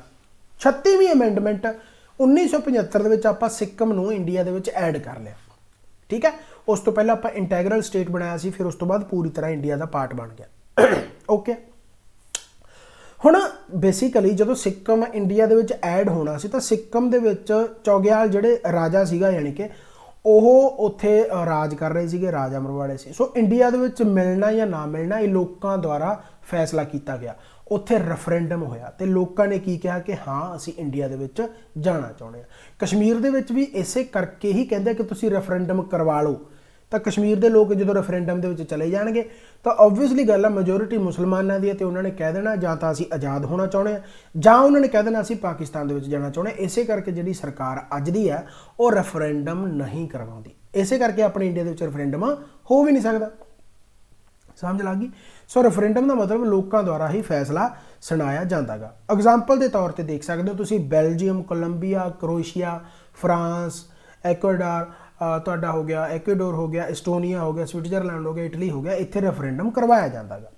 Referendum on abolishing the monarchy was held in Sikkim and it resulted becoming the Indian state, बन गई अपने इंडिया की स्टेट। समझ लग गई भाई, यानी कि रेफरेंडम सिक्किम के करवाया गया, अबॉलिश करता जी उत्थे मोनार्की सी जिथे किंग यानी कि उत्थे रूल करता सीगा, वो हट गया तो इंडिया के विच स्टेट बन गया। ये तुसी याद रखना, देखो एंड दे विच भी लिखा होया कि सिक्किम विच राजशाही नूं खत्म करन बारे एक रायशुमारी, रायशुमारी का मतलब रेफरेंडम है, ये रेफरेंडम होया तो नतीजे वजों देश का एक भारतीय राज बन गया। ओके हो गया जी। चलो हुण आ गया जी इनीशिएटिव। इनीशिएटिव भी लोगों द्वारा ही स्टार्ट किया होंदा। इनीशिएटिव का मतलब की हुंदा गा, तुसीं कह सकते हो कि लोगों द्वारा इनीशिएट किया गया, पहल की गई है। पहल की गई किस बिहाफ ते, जेकर कोई बिल लैके आना है लैजिसलेचर दे विच आपां उहनूं इनैक्ट करवाउणा गा, सो बिल जिहड़ा लोगों द्वारा ही, मान लो किसी बिल की तुहानूं लोड़, आपां एग्जाम्पल लवांगे लोकपाल बिल की। हुण अपने जेकर डायरैक्ट डेमोक्रेसी हुंदी तां आपां इह कह सकदे सी कि लोगों द्वारा इनीशिएट किया गया, लोगों ने लोकपाल बिल कहा कि सानू चाहिए लोकपाल बिल, तो सरकार की बन गई मजबूरी, तो सरकार ने की करता लोकपाल बिल पेश करता। अपने लोकपाल बिल तुहाडे अन्ना हजारे वाला टाइम याद होगा कि अन्ना हजारे ने बहुत ज़्यादा अपने नाल क्राउड रला लिया सी, बट फिर भी लोकपाल बिल पास नहीं होया, फिर भी लोकपाल बिल है जिहड़ा शो नहीं किया गया। बट फाइनली जेकर लोकपाल बिल पास होया तो किसी नुमाइंदे ने, लोगों द्वारा चुने हुए रिप्रैजेंटेटिव ने रिप्रैजेंट किया लोक सभा दे विच तां कि लोकपाल बिल पास हो सके। पर डायरैक्ट डेमोक्रेसी दे विच एवें नहीं हो सकता। डायरैक्ट डेमोक्रेसी दे विच जेकर लोग इकट्ठे होकर कह देण कि सानू ये बिल चाहिए तो सरकार नूं बनाउणा ही पऊगा। इत्थे तां बहुत भुचाल पिया इंडिया दे विच, यानी कि रिप्रैजेंटेटिव गया तो वह फिर लोकपाल बिल यानी कि बहुत जद्दोजहद नाल पास होया लोक सभा दे विच, राज्य सभा दे, कहण दा मतलब। पर जेकर डायरैक्ट डेमोक्रेसी दे विच है तो डायरैक्ट डेमोक्रेसी दे विच लोकां कोले डायरैक्ट पावर है, सो लोगों ने कहता तो बन गया, ओके हो गया। पर डायरैक्ट डेमोक्रेसी सिर्फ उत्थे ही पॉसीबल है जिथे पॉपूलेशन बहुत ज़्यादा घट है। हुण almost most of the country दे विच तुहानूं इनडायरैक्ट डेमोक्रेसी ही मिलूगी, क्योंकि पॉपूलेशन दिनों दिन वधदी जा रही है, तो इंडिया दे विच भी डायरैक्ट डेमोक्रेसी कदे ना कदे हुंदी होगी। पर इनडायरैक्ट डेमोक्रेसी हुण तुहानूं मिलूगी क्योंकि पॉपूलेशन ही 130 करोड़ है। समझ लग गई। सो डायरैक्ट डेमोक्रेसी पॉसीबल ही है नहीं। नोट कर लो, ये जिहड़ा मैं तुहानूं लोकपाल बिल दा सिर्फ समझाउण दी खातर तुहानूं मैं दस्सिआगा कि अपने भी इनीशिएटिव स्टार्ट किया सी लोगों ने, हालांकि रिप्रैजेंटेटिव सीगा। सो ये तुसीं याद रखना हमेशा कि Indian constitution does not allow, Indian constitution नहीं कहता कि तुसीं रेफरेंडम करा सकते हो, and there is no provision for it, कोई भी प्रोविजन नहीं हैगा। द फाइनल बाइंडिंग जिहड़ी रेफरेंडम दी आ इज ऑन पार्लीमेंट, पार्लीमेंट ही है जिहड़ा डिसाइड कर सकदा है। ओके हो गया भाई, याद तुसीं रखना। ये पहल हो गई पंजाबी दे विच, पढ़ लिओ। रीकॉल आ गया, याद करवाना, याद रखना। रीकॉल की है method by which voters can remove representative. देखो कितना सोहना यह रिकॉल वाला मैथड है। डायरैक्ट डेमोक्रेसी दे विच लोकां द्वारा ही चुनिया गया, डायरैक्ट लोग चुनते हैं। जदों हुण डायरैक्ट लोग चुनते हैं तो डायरैक्ट वो हटा भी सकते हैं, कदों, जदों उन्हां दा जिहड़ा रिप्रैजेंटेटिव आ ओह काम सही ना करे। जेकर हुण अज कोई अपना भगवंत मान हो गया, जां कोई आपां हरसिमरत कौर बादल हो गई, जां कोई ढींडसे वर्गे हो गए, जां सुखबीर सिंह बादल हो गया, जां कोई भी MP MLA जो भी है आप चुने आ, कि तुसीं उन्हां नूं हटा सकदे? नहीं हटा सकते, ठीक है ना, वो हटा नहीं सकते आप। हालांकि विरोध हो गया, उस तो बाद वो रिजाइन कर गया, बहुत कुछ हो सकता, पर रिकॉल नहीं हो सकता। तुसीं डायरैक्ट नहीं हटा सकते। जदों डायरैक्ट डेमोक्रेसी दे विच तुसीं डायरैक्ट चुनियागा तो तुसीं डायरैक्ट हटा भी सकते हो। किवें हटाओगे? रेफरेंडम करा लो। रेफरेंडम कराया कि सानू ये बंदा चाहिए कि नहीं चाहिए, रेफरेंडम दे विच लोकां ने वोटां पाईआं, नहीं चाहिए, रिकॉल हो गया, हट गया। सो रिकॉल याद करवाउंदे आ भाई कि तैनूं असीं हटा भी सकते हैं before the expiry of your term, तुहाडी टर्म तो पहला, when he fails to discharge his duty properly, ਜੇਕਰ ਉਹ ਡਿਊਟੀਆਂ ਵਗੈਰਾ ਪ੍ਰੋਪਰਲੀ ਨਹੀਂ ਕਰਦਾਗਾ। ਐਗਜ਼ਾਮਪਲ ਤੁਸੀਂ ਅਰਜਨਟੀਨਾ, ਕੈਨੇਡਾ, ਕੋਲੰਬੀਆ, ਇੱਥੇ ਕਿਤੇ ਨਾ ਕਿਤੇ ਤੁਸੀਂ ਡਾਇਰੈਕਟ ਡੈਮੋਕ੍ਰੇਸੀ ਦੇ ਨਾਲ ਦੇਖ ਸਕਦੇ ਹੋ। ਹਾਲਾਂਕਿ ਕਿਸੇ ਕਿਸੇ ਪਾਰਟ ਦੇ ਵਿੱਚ ਇਹ ਜਿਹੜੀ ਚੀਜ਼ ਆ ਦੇਖਣ ਨੂੰ ਤੁਹਾਨੂੰ ਮਿਲੂਗੀ, ਪੂਰੇ ਕੰਟਰੀ ਦੇ ਵਿੱਚ ਜਿਹੜੀ ਹੈਗੀ ਆ ਡਾਇਰੈਕਟ ਡੈਮੋਕ੍ਰੇਸੀ ਨਹੀਂ ਮਿਲੂਗੀ, ਰਾਈਟ। ਤਾਂ ਰਿਕਾਲ ਯਾਦ ਰੱਖਣ ਦਾ। ਚਲੋ ਇਸ ਤੋਂ ਬਾਅਦ ਆ ਗਿਆ ਜੀ ਪਲੇਬਿਸਿਟ। ਹੁਣ ਰੈਫਰੈਂਡਮ ਨੂੰ ਨਾਲ ਯਾਦ ਰੱਖਿਓ, ਰੈਫਰੈਂਡਮ ਦੇ ਵਿੱਚ ਵੀ ਲੋਕਾਂ ਦੀ ਹੀ ਸਲਾਹ ਲਈ ਜਾਂਦੀ ਹੈ ਤੇ ਪਲੇਬਿਸਿਟ ਦੇ ਵਿੱਚ ਵੀ ਲੋਕਾਂ ਦੀ ਸਲਾਹ ਲਈ ਜਾਂਦੀ ਹੈ। ਬਸ ਫਰਕ ਇੰਨਾ ਕੀ ਹੈ ਕਿ ਪਲੇਬਿਸਿਟ ਦੇ ਵਿੱਚ ਲੋਕਾਂ ਦੀ ਸਲਾਹ ਨੂੰ ਮੰਨਣਾ ਜਾਂ ਨਾ ਮੰਨਣਾ ਸਰਕਾਰ ਦੀ ਮਰਜ਼ੀ ਹੋਊਗੀ, ਰੈਫਰੈਂਡਮ ਦੇ ਵਿੱਚ ਲੋਕਾਂ ਦੀ ਸਲਾਹ ਨੂੰ ਮੰਨਣਾ ਹੀ ਪਊਗਾ। ਜਿਵੇਂ ਕਿ ਫੋਰ ਐਗਜ਼ਾਮਪਲ ਆਪਾਂ ਸਿੱਕਮ ਦੀ ਲਈ ਹੈ ਕਿ ਸਿੱਕਮ ਦੇ ਵਿੱਚ ਰੈਫਰੈਂਡਮ ਕਰਾ ਲਿਆ ਤੇ ਉਦੋਂ ਬਾਅਦ ਰੈਫਰੈਂਡਮ ਕਰਾ ਕੇ ਰਾਜਾ ਕਹੇ ਕਿ ਹੁਣ ਮੈਂ ਮੰਨਾਂ ਜਾਂ ਨਾ ਮੰਨਾਂ, ਰਾਜੇ ਨੂੰ ਮੰਨਣਾ ਹੀ ਪਿਆ ਰੈਫਰੈਂਡਮ ਦੇ ਵਿੱਚ ਮੰਨਣਾ ਹੀ ਪਊਗਾ।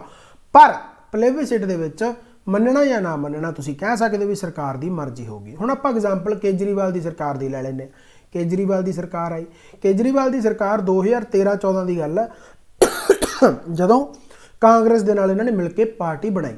ਕਾਂਗਰਸ ਦੇ ਨਾਲ ਜਦੋਂ ਸਰਕਾਰ ਇਹਨਾਂ ਨੇ ਮਿਲ ਕੇ ਬਣਾਈ ਤਾਂ ਲੋਕਾਂ ਨੇ ਕਰਤਾ ਵਿਦਰੋਹ, ਕਾਂਗਰਸ ਪਿੱਛੇ ਹਟ ਗਈ ਕਾਫੀ, ਤੇ ਕਾਂਗਰਸ ਜਦੋਂ ਪਿੱਛੇ ਹਟ ਗਈ ਸਰਕਾਰ ਗਿਰ ਗਈ।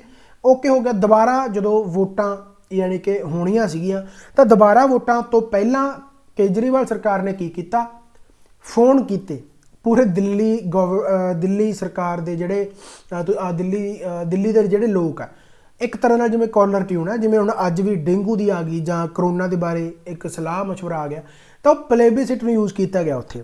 ਹਾਲਾਂਕਿ ਉਹਨੂੰ ਪਲੇਬਿਸਿਟ ਆਪਾਂ ਕਹਾਂਗੇ ਨਹੀਂ, ਪਰ ਇੱਕ ਫੋਨ ਕਾਲ ਜਾਂਦੀ ਸੀ ਕਿ ਤੁਹਾਨੂੰ ਕੀ ਲੱਗਦਾ ਕਿ ਜਿਹੜੀ ਆਮ ਆਦਮੀ ਪਾਰਟੀ ਹੈ ਉਹਨੂੰ ਪੂਰਨ ਤੌਰ 'ਤੇ ਹੀ ਜਿਹੜੀ ਹੈਗੀ ਆ ਆਪਦੇ ਤੌਰ 'ਤੇ ਹੀ ਸਰਕਾਰ ਬਣਾਉਣੀ ਚਾਹੀਦੀ, ਕਾਂਗਰਸ ਦੇ ਨਾਲ ਗਠਬੰਧਨ ਨਹੀਂ ਕਰਨਾ ਚਾਹੀਦਾ। ਜੇਕਰ ਤੁਸੀਂ ਯਾਨੀ ਕਿ ਸਲਾਹ ਦੇਣਾ ਚਾਹੁੰਦੇ ਤਾਂ ਇਸ ਨੰਬਰ 'ਤੇ ਸਲਾਹ ਦੇ ਸਕਦੇ ਹੋ, ਮੇਲ ਕਰ ਸਕਦੇ ਹੋ, ਜਾਂ ਤੁਸੀਂ 1-2 ਬਟਨ ਜੋ ਵੀ ਕਰ ਸਕਦੇ ਹੋ। ਸੋ ਇਹ ਚੀਜ਼ ਉਦੋਂ ਚੱਲੀ ਆ, ਐਡਵਾਈਜ਼ ਲਈ ਆ ਲੋਕਾਂ ਦੀ, ਤਾਂ ਲੋਕਾਂ ਨੇ ਉਦੋਂ ਕਿਹਾ ਕਿ ਹਾਂ ਸਾਨੂੰ ਆਮ ਆਦਮੀ ਪਾਰਟੀ ਹੀ ਚਾਹੀਦੀ ਹੈ। ਸੋ ਆਮ ਆਦਮੀ ਪਾਰਟੀ ਫਿਰ 70 ਚੋਂ 67 ਸੀਟਾਂ ਲੈ ਕੇ ਵੀ ਗਈ ਆ। ਇਸ ਤੋਂ ਬਾਅਦ ਹੀ ਉਹਨਾਂ ਨੇ ਬਾਈਕਾਟ ਕੀਤਾ ਕਾਂਗਰਸ ਦਾ, ਫਿਰ ਪ੍ਰੋਪਰ ਤਰੀਕੇ ਨਾਲ ਜਿਹੜੀ ਆਮ ਆਦਮੀ ਪਾਰਟੀ ਉਹ ਅੱਗੇ ਆਈ ਹੈ। ਸੋ plebiscite is that method of obtaining the opinions Indians of India's of people on any issue of public importance। Public importance ਹੈ ਯਾਨੀ ਕਿ ਉਹਦੇ 'ਤੇ ਤੁਸੀਂ ਐਡਵਾਈਜ਼ ਲੈ ਸਕਦੇ। ਇੰਡੀਆ ਦੇ ਵਿੱਚ ਤੁਸੀਂ ਪਲੇਬਿਸਿਟ ਨੂੰ ਦੇਖ ਸਕਦੇ ਹੋ, ਪਰ ਇੰਨੇ ਤੌਰ ਤਰੀਕੇ ਦੇ ਨਾਲ ਨਹੀਂ। ਉਹੀ ਗੱਲ ਆ ਜਾਂਦੀ ਹੈ ਫਿਰ ਵੀ ਆਪਾਂ ਕੁਆਸੀ ਫੈਡਰਲ ਵੀ ਤਾਂ ਕਹਿੰਦੇ ਆ ਨਾ, ਵੀ ਜਿਹੜੀਆਂ ਸੈਂਟਰ ਤੇ ਯੂਨੀਅਨ ਸਟੇਟਸ ਆ ਜਿਹੜੀਆਂ ਉਹ ਜਿਹੜੀ ਹੈਗੀਆਂ ਵੀ ਆਪਣੀ ਪਾਵਰਸ ਨੂੰ ਯੂਜ਼ ਕਰ ਸਕਦੀ ਆ। It is generally use to solve the territorial dispute. ਜੇਕਰ ਟੈਰੀਟੋਰੀਅਲ ਡਿਸਪਿਊਟ ਵੀ ਹੋਵੇ, ਜਿਵੇਂ ਮੰਨ ਲਓ ਪੰਜਾਬ ਹਰਿਆਣਾ ਦਾ ਕੋਈ ਡਿਸਪਿਊਟ ਹੈ, ਠੀਕ ਹੈ ਨਾ, ਜਾਂ ਤੁਸੀਂ ਕਹਿ ਸਕਦੇ ਹੋ ਵੀ ਸਾਊਥ ਦੇ ਵਿੱਚ ਵੀ ਤੁਸੀਂ ਕਾਫੀ ਸਟੇਟਸ ਦੇ ਵਿੱਚ ਡਿਸਪਿਊਟ ਦੇਖ ਸਕਦੇ ਹੋ, ਤਾਂ ਉੱਥੇ ਵੀ ਪਲੇਬਿਸਿਟ ਲੋਕਾਂ ਦੀ ਸਲਾਹ, ਜਿਵੇਂ ਮੰਨ ਲਓ ਕੁਛ ਏਰੀਆ ਗਾ, ਮੰਨ ਲਓ ਆਪਣੇ ਡੱਬ ਵਾਲਾ ਏਰੀਆ ਹੋ ਗਿਆ, ਪੰਜਾਬ ਹਰਿਆਣਾ ਦੇ ਵਿੱਚ ਆਉਂਦਾ ਗਾ। ਸੋ ਡੱਬ ਵਾਲੀ ਦਾ ਏਰੀਆ ਕੋਈ ਡਿਸਪਿਊਟੇਬਲ ਹੋ ਸਕਦਾ ਗਾ ਵੀ ਇਹ ਭਾਈ ਹਰਿਆਣੇ ਦੇ ਵਿੱਚ ਜਾਣਾ ਚਾਹੁੰਦਾ ਜਾਂ ਪੰਜਾਬ ਦੇ ਵਿੱਚ ਜਾਣਾ ਚਾਹੁੰਦੇ ਆ, ਤਾਂ ਉੱਥੇ ਪਲੇਬਿਸਿਟ ਯੂਜ਼ ਕੀਤਾ ਜਾ ਸਕਦਾ ਗਾ। ਮੰਨੇ ਨਾ ਮੰਨੇ ਉਸ ਥਾਂ ਦਾ ਜੋ ਵੀ ਜਿਹੜਾ ਹੈੱਡ ਹੋਊਗਾ ਉਹ, ਰਾਈਟ। ਮੰਨੇ ਨਾ ਮੰਨੇ ਉਹ ਅਲੱਗ ਗੱਲ ਹੈ, ਪਰ ਪਲੇਬਿਸਿਟ ਹੋ ਸਕਦਾ। ਐਡਵਾਈਜ਼ਰੀ ਤੁਸੀਂ ਕਹਿ ਸਕਦੇ ਵੀ ਓਪੀਨੀਅਨ ਲਿਆ ਜਾ ਸਕਦਾ ਗਾ। ਸਮਝ ਲੱਗ ਗਈ। ਸੋ ਐਗਜ਼ਾਮਪਲ ਪਲੇਬਿਸਿਟ ਇਨ ਕਸ਼ਮੀਰ ਦੇ ਵਿੱਚ ਵੀ ਇਹੀ ਆ ਵੀ ਲੋਕਾਂ ਤੋਂ ਸਲਾਹ ਲਈ ਜਾ ਸਕਦੀ ਹੈ ਕਿ ਤੁਸੀਂ ਭਾਈ ਕਿੱਧਰ ਜਾਣਾ ਚਾਹੁੰਦੇ ਹੋ, ਪਰ ਮੰਨਣਾ ਨਾ ਮੰਨਣਾ ਤਾਂ ਸਰਕਾਰ ਦੀ ਮਰਜ਼ੀ ਹੈ। ਰੈਫਰੈਂਡਮ ਨਹੀਂ ਕਰਾ ਸਕਦੇ, ਰੈਫਰੈਂਡਮ ਕਰਾ ਲਓ ਤਾਂ ਸਰਕਾਰ ਨੂੰ ਮੰਨਣਾ ਹੀ ਪਊਗਾ। ਇਸੇ ਕਰਕੇ ਇੰਡੀਆ ਦੇ ਵਿੱਚ ਪੋਸੀਬਲ ਇਹ ਨਹੀਂ ਹੈਗਾ। ਨੋਟ ਫਿਰ ਉਹੀ ਗੱਲ ਆ ਕਿ India constitution does not allow referendums that there is no provision ਭਾਈ ਪਾਰਲੀਮੈਂਟ ਹੀ ਡਿਸਾਈਡ ਕਰੂਗਾ। ਰੈਫਰੈਂਡਮ ਤੇ ਪਲੇਬਿਸਿਟ ਦੇ ਵਿੱਚ ਤੁਹਾਨੂੰ ਫਰਕ ਪਤਾ ਲੱਗ ਗਿਆ ਹੋਊਗਾ ਬਹੁਤ ਹੀ ਚੰਗੀ ਤਰ੍ਹਾਂ। ਇਸ ਤੋਂ ਬਾਅਦ ਆ ਗਿਆ ਜੀ ਰਿਪਬਲਿਕ। ਰਿਪਬਲਿਕ ਦੇ ਵਿੱਚ ਕੀ ਆ ਕਿ democratic polity can be classified into 2 categories, ਜਿਹਨੂੰ ਆਪਾਂ ਕਹਿ ਸਕਦੇ ਜੀ ਮੋਨਾਰਕੀ ਯਾਨੀ ਕਿ ਕਿੰਗ ਰੂਲ ਹੈ, ਤੇ ਇੱਕ ਰਿਪਬਲਿਕ ਆ ਜਿਹਦੇ ਵਿੱਚ ਹੈੱਡ ਆਫ ਦਾ ਸਟੇਟ ਆ ਜਿਹੜਾ ਉਹ ਇਲੈਕਟ ਕੀਤਾ ਜਾਂਦਾ ਲੋਕਾਂ ਦੁਆਰਾ। ਇਹਨੇ ਮੋਨਾਰਕੀ ਦਾ ਜਿਹੜਾ ਹੈੱਡ ਆਫ ਸਟੇਟ ਆ ਉਹ ਕਿੰਗ ਜਾਂ ਕੁਈਨ ਹੋਊਗਾ, ਇੰਜੋਏ ਅ ਹੈਰੀਡਿਟਰੀ ਪੋਜੀਸ਼ਨ। ਹੈਰੀਡਿਟਰੀ ਦਾ ਮਤਲਬ ਕੀ ਆ ਕਿ ਇੱਕੋ ਹੀ ਵੰਸ਼ ਆ ਜਿਹੜਾ ਉਹ ਕਰ ਰਿਹਾ ਹੈਗਾ ਰਾਜ। ਪਰ ਜਿਹੜਾ ਤੁਹਾਡਾ ਹੈਗਾ ਰਿਪਬਲਿਕ, ਉਹਦੇ ਵਿੱਚ ਹੈੱਡ ਆਫ ਸਟੇਟ ਆ ਜਿਹੜਾ ਉਹ ਇਲੈਕਟ ਕੀਤਾ ਜਾਊਗਾ, ਇਨਡਾਇਰੈਕਟ ਇਲੈਕਟ, ਯਾਨੀ ਕਿ ਆਪਣਾ India the republic of India ਆਪਾਂ ਕਹਿੰਦੇ ਆ। ਪਰ ਯੂਕੇ ਨੂੰ ਤੁਸੀਂ ਇਹ ਨਹੀਂ ਕਹਿ ਸਕਦੇ, ਯੂਕੇ ਆ ਜਿਹੜਾ ਤੁਹਾਡਾ ਮੋਨਾਰਕੀ ਦਿਸੂਗੀ, ਉੱਥੇ ਜਿਹੜੀ ਹੈਗੀ ਇੱਕ ਵੰਸ਼ ਚੱਲ ਰਿਹਾ ਹੈਗਾ, ਬਸ ਉਹਨਾਂ ਨੂੰ ਹੀ ਜਿਹੜਾ ਕਿੰਗ ਕੁਈਨ ਬਣਾ ਰਹੇ ਆ। ਰਾਈਟ। ਜਿਵੇਂ ਕਿ ਐਗਜ਼ਾਮਪਲ ਬ੍ਰਿਟੇਨ ਦੀ ਮੈਂ ਦੱਸ ਹੀ ਦਿੱਤੀ। ਰਿਪਬਲਿਕ ਦੇ ਵਿੱਚ ਕੀ ਆ, on the other hand head of the state is always elected, ਚਾਹੇ ਉਹ ਡਾਇਰੈਕਟ ਇਲੈਕਟ ਹੋਵੇ ਚਾਹੇ ਇਨਡਾਇਰੈਕਟ ਹੋਵੇ। ਇਨਡਾਇਰੈਕਟ ਆਪਣੇ ਇੰਡੀਆ ਦੇ ਵਿੱਚ ਆ, ਜਿਵੇਂ ਆਪਾਂ ਆਪਣੇ ਦੁਆਰਾ ਚੁਣੇ ਹੋਏ ਨੁਮਾਇੰਦੇ ਪ੍ਰੈਜ਼ੀਡੈਂਟ ਨੂੰ ਚੁਣਦੇ ਆ, ਪਰ ਡਾਇਰੈਕਟ ਤੁਹਾਨੂੰ ਦਿਸੂਗਾ US ਦੇ ਵਿੱਚ। ਉੱਥੇ ਤਾਂ ਲੋਕਾਂ ਨੇ ਵੋਟ ਪਾਈ ਹੈ ਨਾ, ਲੋਕਾਂ ਨੇ ਵੋਟ ਪਾਈ ਹੈ ਤਾਂ ਹੀ ਜੋ ਬਾਈਡਨ ਆ ਜਿਹੜੇ ਉਹ ਬਣ ਗਏ ਪ੍ਰੈਜ਼ੀਡੈਂਟ USA ਦੇ, ਤਾਂ ਉੱਥੇ ਇਨਡਾਇਰੈਕਟ ਆ। ਸੋ ਰਿਪਬਲਿਕ ਦੇ ਵਿੱਚ ਬਸ ਇਹੀ ਆ ਕਿ ਹੈਡ ਆਫ ਦਾ ਸਟੇਟ ਆ ਜਿਹੜਾ ਉਹ ਇਲੈਕਟ ਜਾਂ ਡਾਇਰੈਕਟ ਜਾਂ ਇਨਡਾਇਰੈਕਟ ਇਲੈਕਟ ਹੋ ਸਕਦਾ, ਪਰ ਇਲੈਕਟਡ ਹੋਊਗਾ। ਬਟ ਬ੍ਰਿਟੇਨ ਦੇ ਵਿੱਚ ਇਲੈਕਟਡ ਨਹੀਂ ਹੈਗਾ। ਬ੍ਰਿਟੇਨ ਦੇ ਵਿੱਚ ਇੱਕ ਮੋਨਾਰਕੀ ਹੈ, ਕਿੰਗ ਕੁਈਨ ਬਣ ਰਹੇ ਇੱਕੋ ਵੰਸ਼ ਦੇ, ਰਾਈਟ। ਉਹ ਰਿਸਪੈਕਟ ਦੇ ਤੌਰ ਤੇ ਹੁੰਦਾ। ਚਲੋ, therefore the term ਜਿਹੜੀ republic in our preamble indicates that India has an elected head of the state। ਜਿਵੇਂ ਕਿ ਮੈਂ ਤੁਹਾਨੂੰ ਦੱਸਿਆ ਕਿ ਦ ਰਿਪਬਲਿਕ ਆਫ ਇੰਡੀਆ ਆਪਣੇ ਕਨਸਟੀਟਿਊਸ਼ਨ ਦੇ ਵਿੱਚ ਲਿਖਿਆ ਹੋਇਆ ਨਾ, ਪ੍ਰੈਂਬਲ ਦੇ ਵਿੱਚ ਸ਼ੁਰੂ ਦੇ ਵਿੱਚ ਹੀ ਆਪਾਂ ਪੜ੍ਹਿਆ ਹੈਗਾ। ਦ ਰਿਪਬਲਿਕ ਆਫ ਇੰਡੀਆ ਦਾ ਮਤਲਬ ਕੀ ਆ, ਉੱਥੋਂ ਪਤਾ ਲੱਗਦਾ ਰਿਪਬਲਿਕ ਦਾ। ਜੇ ਆਪਾਂ ਕੀਵਰਡ ਦੇ ਵਿੱਚ ਵੀ ਜਾਈਏ ਡੈਮੋਕ੍ਰੈਟਿਕ ਰਿਪਬਲਿਕ, ਤਾਂ ਰਿਪਬਲਿਕ ਵਰਡ ਤੋਂ ਸਿਰਫ ਇਹੀ ਪਤਾ ਲੱਗ ਜਾਂਦਾ ਆਪਾਂ ਨੂੰ। ਤਾਂ ਹੀ ਤਾਂ ਮੈਂ ਕਹਿੰਦਾ ਇਹ ਪ੍ਰਸਤਾਵਨਾ ਤੋਂ ਹੀ ਸਾਰੇ ਕਨਸਟੀਟਿਊਸ਼ਨ ਦਾ ਸਾਰਾਂਸ਼ ਨਿਕਲ ਜਾਂਦਾ। ਜੇਕਰ ਆਪਣੇ ਇੰਡੀਆ ਦੇ ਜਾਂ ਕਿਸੇ ਵੀ ਕੰਟਰੀ ਦੇ ਕਨਸਟੀਟਿਊਸ਼ਨ ਨੂੰ ਪੜ੍ਹਨਾ ਹੋਵੇ ਨਾ, ਤਾਂ ਉਹਦਾ ਪਹਿਲਾਂ ਤੁਸੀਂ ਜਦੋਂ ਪ੍ਰੀਫੇਸ ਪੜ੍ਹੋਗੇ ਤਾਂ ਕਈ ਕੀਵਰਡ ਤੁਹਾਨੂੰ ਕੀਵਰਡਸ ਤੋਂ ਹੀ ਪਤਾ ਲੱਗ ਜੂ। ਮੰਨ ਲਓ ਤੁਸੀਂ ਕਿਸੇ ਕੰਟਰੀ ਦਾ ਪੜ੍ਹ ਰਹੇ ਹੋ ਕਨਸਟੀਟਿਊਸ਼ਨ, ਤੁਸੀਂ ਪ੍ਰੀਫੇਸ ਚੱਕੋਗੇ, ਪ੍ਰੀਫੇਸ ਤੇ ਮੰਨ ਲਓ ਰਿਪਬਲਿਕ ਲਿਖਿਆ ਹੋਇਆ, ਤੁਹਾਨੂੰ ਨਾਲ ਦੀ ਨਾਲ ਕੀ ਆਈਡੀਆ ਹੋ ਜਾਊਗਾ ਕਿ ਯਾਰ ਰਿਪਬਲਿਕ ਆ, ਇਹਦਾ ਮਤਲਬ ਜਿਹੜਾ ਇਹਨਾਂ ਦਾ ਹੈੱਡ ਆਫ ਸਟੇਟ ਆ ਉਹ ਇਲੈਕਟ ਕੀਤਾ ਹੋਇਆ ਲੋਕਾਂ ਦੁਆਰਾ। ਸਮਝ ਲੱਗੇ ਨਾ? ਡੈਮੋਕ੍ਰੈਟਿਕ ਆ, ਡੈਮੋਕ੍ਰੈਟਿਕ ਤੋਂ ਤੁਹਾਨੂੰ ਪਤਾ ਲੱਗ ਜੂ ਇਹਦਾ ਮਤਲਬ ਯਾਨੀ ਕਿ ਡੈਮੋਕ੍ਰੇਸੀ ਆ, ਲੋਕਾਂ ਦੁਆਰਾ ਚੁਣੀ ਜਾਂਦੀ ਸਰਕਾਰ ਹੈ, ਠੀਕ ਹੈ ਨਾ। ਜਿੱਥੇ ਡਿਕਟੇਟਰਸ਼ਿਪ ਹੋਊਗੀ ਉੱਥੇ ਇਹ ਚੀਜ਼ਾਂ ਨਹੀਂ ਲਿਖੀਆਂ ਜਾਂਦੀਆਂ। ਸਮਝ ਲੱਗੀ ਭਾਈ? So basically he is elected indirectly for a fixed period of 5 year. India ਦੇ ਵਿੱਚ ਇੰਡਾਇਰੈਕਟ ਆ 5 ਸਾਲਾਂ ਵਾਸਤੇ ਪ੍ਰੈਜ਼ੀਡੈਂਟ ਰਹਿੰਦਾ ਗਾ। ਤੇ ਰਿਪਬਲਿਕ ਨੂੰ ਆਪਾਂ ਗਣਰਾਜ ਕਹਿੰਦੇ ਆ ਪੰਜਾਬੀ ਦੇ ਵਿੱਚ, ਦੇਖ ਲਓ। ਓਕੇ ਹੋ ਗਿਆ ਜੀ। ਇਸ ਤੋਂ ਬਾਅਦ ਆ ਗਿਆ ਜੀ ਹੁਣ ਆਬਜੈਕਟਿਵ ਆ ਗਏ ਜਿਹੜੇ ਜਸਟਿਸ ਆ, ਲਿਬਰਟੀ ਆ, ਇਕੁਐਲਿਟੀ ਆ, ਫਰੇਟਰਨਿਟੀ ਆ। ਹੁਣ ਇਹਨਾਂ ਬਾਰੇ ਆਪਾਂ ਚਰਚਾ ਕਰਦੇ ਹਾਂ। ਜਸਟਿਸ 3 ਤਰ੍ਹਾਂ ਦੀ ਹੈ ਜੀ, ਸੋਸ਼ਲ, ਇਕੋਨੋਮਿਕ ਤੇ ਪੋਲੀਟੀਕਲ। ਸੋਸ਼ਲੀ ਵੀ ਤੁਹਾਨੂੰ ਇਕੁਅਲ ਰੱਖਣਾ, ਜਸਟਿਸ ਦੇਣਾ, ਡਿਸਕ੍ਰਿਮੀਨੇਸ਼ਨ ਤੁਹਾਡੇ ਨਾਲ ਨਾ ਕਰਨਾ। ਇਕੋਨੋਮਿਕ ਬੇਸਿਸ ਤੇ ਵੀ ਤੁਹਾਡੇ ਨਾਲ ਡਿਸਕ੍ਰਿਮੀਨੇਸ਼ਨ ਨਾ ਹੋਵੇ, ਜਸਟਿਸ ਦੇਣਾ। ਪੋਲੀਟੀਕਲੀ ਵੀ ਤੁਹਾਨੂੰ ਜਸਟਿਸ ਦੇਣਾ। ਇਹ ਆਪਾਂ ਪ੍ਰੈਂਬਲ ਦੇ ਵਿੱਚ ਲਿਖਿਆ ਹੋਇਆਗਾ। ਤੇ ਫੰਡਾਮੈਂਟਲ ਰਾਈਟ ਤੇ DPSP ਜਿਹਨੂੰ ਆਪਾਂ directive principal of state policy, ਉੱਥੇ ਤੁਹਾਨੂੰ ਦੇਖਣ ਨੂੰ ਇਹਨਾਂ ਦਾ ਮਿਲੂਗਾ। ਫੰਡਾਮੈਂਟਲ ਰਾਈਟ ਦੇ ਵਿੱਚ ਲੋਕਾਂ ਕੋਲੇ ਤਾਕਤ ਹੈ ਕਿ ਉਹਨਾਂ ਨੂੰ ਜਸਟਿਸ ਮਿਲੇ, ਜਿਵੇਂ ਕਿ ਆਪਾਂ 14 ਤੋਂ 18 ਪੜ੍ਹਦੇ ਹਾਂ, ਚਾਹੇ ਉਹ ਤੁਹਾਡੀਆਂ ਵੈਕੈਂਸੀਜ਼ ਨੂੰ ਲੈ ਕੇ, ਇੰਪਲੋਇਮੈਂਟ ਨੂੰ ਲੈ ਕੇ, ਚਾਹੇ ਤੁਹਾਡੇ ਨਾਲ ਵੈਸੇ ਆਪਾਂ ਇਕੁਐਲਿਟੀ ਦੀ ਗੱਲ ਕਰਦੇ ਹਾਂ, ਰਾਈਟ। DPSP ਦੇ ਵਿੱਚ ਸਰਕਾਰ ਨੂੰ ਵੀ ਡਿਊਟੀ ਦਿੱਤੀ ਹੋਈ ਹੈ ਕਿ ਲੋਕਾਂ ਨਾਲ ਤੁਸੀਂ ਜਸਟਿਸ ਕਰਨਾਗਾ। ਸੋਸ਼ਲ ਜਸਟਿਸ ਬੇਸਿਕਲੀ ਡਿਨੋਟ ਕਰਦਾ ਗਾ equal treatment of all citizen without any social distinction, ਜਿਹਦੇ ਵਿੱਚ ਕਾਸਟ ਆ ਗਿਆ, ਕਲਰ ਆ ਗਿਆ, ਰੇਸ ਆ ਗਿਆ, ਰਿਲੀਜਨ ਆ ਗਿਆ, ਸੈਕਸ ਆ ਗਿਆ। ਇਹਦੇ ਗਰਾਊਂਡ ਤੇ ਤੁਸੀਂ ਕਿਸੇ ਨਾਲ ਵੀ ਡਿਸਕ੍ਰਿਮੀਨੇਸ਼ਨ ਨਹੀਂ ਕਰ ਸਕਦੇ। ਇਕੋਨੋਮਿਕ ਜਸਟਿਸ ਬੇਸਿਕਲੀ ਕੀ ਆ? Economic justice denote also non discrimination between the people on the basis of economic factors. ਇਹ ਨਹੀਂ ਹੈਗਾ ਜਿਹਦੇ ਕੋਲੇ ਘੱਟ ਪੈਸੇ ਆ ਉਹਨੂੰ ਪਤਾ ਨਹੀਂ ਜਿਹੜਾ ਵੀ ਕਿਹੜੀਆਂ ਸੁਵਿਧਾਵਾਂ ਨਹੀਂ ਦਿੱਤੀਆਂ ਹੋਈਆਂ ਜਿਹੜੀਆਂ ਕਿਸੇ ਪੈਸੇ ਵਾਲੇ ਨੇ ਸੁਵਿਧਾਵਾਂ ਦੇਤੀਆਂ। ਹਾਲਾਂਕਿ ਕਿਤੇ ਨਾ ਕਿਤੇ ਤੁਸੀਂ ਕਹਿ ਸਕਦੇ ਕਿ ਇੰਡੀਆ ਦੇ ਵਿੱਚ ਇਹ ਚੀਜ਼ਾਂ ਹੈਗੀਆਂ, ਪਰ ਪ੍ਰੈਂਬਲ ਜਾਂ ਕਨਸਟੀਟਿਊਸ਼ਨ ਆਪਣਾ ਇਹ ਚੀਜ਼ ਨਹੀਂ ਕਹਿੰਦਾ ਗਾ, ਠੀਕ ਹੈ। ਪ੍ਰੈਂਬਲ ਦੇ ਵਿੱਚ ਇਨਇਕੁਐਲਿਟੀ ਨਹੀਂ ਹੈਗੀ, ਇਕੁਐਲਿਟੀ ਦੇ ਨਾਲ ਹੀ ਸਾਰਾ ਕੁਝ ਦੇਖਿਆ ਜਾਂਦਾ ਗਾ। ਸਭ ਵਾਸਤੇ ਰੂਲ ਸੇਮ ਆ, ਚਾਹੇ ਕੋਈ ਵੱਧ ਪੈਸੇ ਵਾਲਾ ਚਾਹੇ ਕੋਈ ਘੱਟ ਪੈਸੇ ਵਾਲਾ। ਕੰਬੀਨੇਸ਼ਨ ਆਫ ਬੋਥ ਯਾਨੀ ਕਿ ਸੋਸ਼ਲ ਜਸਟਿਸ ਤੇ ਇਕੋਨੋਮਿਕ ਜਸਟਿਸ ਆ ਡਿਨੋਟ ਕਰਦਾ ਡਿਸਟ੍ਰੀਬਿਊਟਿਵ ਜਸਟਿਸ ਨੂੰ। ਹੁਣ ਡਿਸਟ੍ਰੀਬਿਊਟਿਵ ਜਸਟਿਸ ਨੂੰ ਸਮਝਣ ਤੋਂ ਪਹਿਲਾਂ ਇੱਕ ਰੈਕਟੀਫਾਈ ਜਸਟਿਸ ਹੁੰਦਾ। ਰੈਕਟੀਫਾਈ ਜਸਟਿਸ ਕੀ ਹੁੰਦਾ? ਹੁਣ ਰੈਕਟੀਫਾਈ ਜਸਟਿਸ ਜੇਕਰ ਤੁਹਾਨੂੰ ਮੈਂ ਦੱਸਾਂ, ਰੈਕਟੀਫਾਈ ਜਸਟਿਸ ਇਹ ਹੈ ਕਿ ਮੰਨ ਲਓ ਤੁਹਾਡੇ ਨਾਲ ਕੋਈ ਦਗਾਬਾਜੀ ਕਰ ਗਿਆ। ਮੰਨ ਲਓ ਮੈਂ ਤੁਹਾਨੂੰ 10,000 ਰੁਪਇਆ ਦਿੱਤਾ ਸੀ ਤੇ ਤੁਸੀਂ ਮੈਨੂੰ 10,000 ਰੁਪਇਆ ਹੁਣ ਮੇਰਾ ਵਾਪਸ ਨਹੀਂ ਕਰ ਰਹੇ, ਤਾਂ ਮੈਂ ਰੈਕਟੀਫਾਈ ਜਸਟਿਸ ਨੂੰ ਯੂਜ਼ ਕਰੂੰਗਾ। ਯਾਨੀ ਕਿ ਮੈਂ ਲਾਅ ਦੇ ਅਕੋਰਡਿੰਗ ਚੱਲੂੰਗਾ। ਮੈਂ supreme court, high court, session court ਜਾ ਸਕਦਾ ਗਾ। ਹਾਲਾਂਕਿ 10,000 ਪਿੱਛੇ ਤਾਂ ਮੈਂ ਸੁਪਰੀਮ ਕੋਰਟ ਨਹੀਂ ਜਾਊਂਗਾ, ਕਹਿਣ ਦਾ ਮਤਲਬ ਸੈਸ਼ਨ ਕੋਰਟ ਜਾਂ ਹਾਈ ਕੋਰਟ ਜਾ ਸਕਦਾ ਗਾ ਕਿ ਮੇਰੇ ਪੈਸੇ ਦੱਬ ਲਏ ਭਾਈ। ਤਾਂ ਉੱਥੇ ਰੈਕਟੀਫਾਈ ਜਸਟਿਸ ਹੋਊਗਾ। ਉਹਨੂੰ ਰੈਕਟੀਫਾਈ ਕਰਕੇ, ਕਰੈਕਟ ਕਰਕੇ ਵੀ ਕੀ ਕਮੀਆਂ ਉਹਦੇ ਵਿੱਚ ਤਾੜ ਪੜਤਾਲ ਕਰਕੇ ਉਹ ਮੇਰਾ ਫੈਸਲਾ ਸੁਣਾਉਣਗੇ। ਡਿਸਟ੍ਰੀਬਿਊਟਿਵ ਜਸਟਿਸ ਦੇ ਵਿੱਚ ਲੋਕ ਜਿਹੜੀ ਸਰਕਾਰ ਆ ਉਹ ਜਸਟਿਸ ਤੁਹਾਨੂੰ ਦੇ ਰਹੀ ਆ, ਠੀਕ ਹੈ ਨਾ। ਜੇਕਰ ਤੁਸੀਂ ਕਹੋਗੇ ਕਿ 10,000 ਰੁਪਇਆ ਮੇਰਾ ਦੱਬ ਗਿਆ, ਤਾਂ ਹੋ ਸਕਦਾ ਗਾਹਾਂ ਵਾਲਾ ਜਿਹੜਾ 10,000 ਮੈਨੂੰ ਨਹੀਂ ਦੇ ਰਿਹਾ ਉਹਦਾ ਵੀ ਕੋਈ ਤਰਕ ਵਿਚਾਰ ਹੋਵੇ।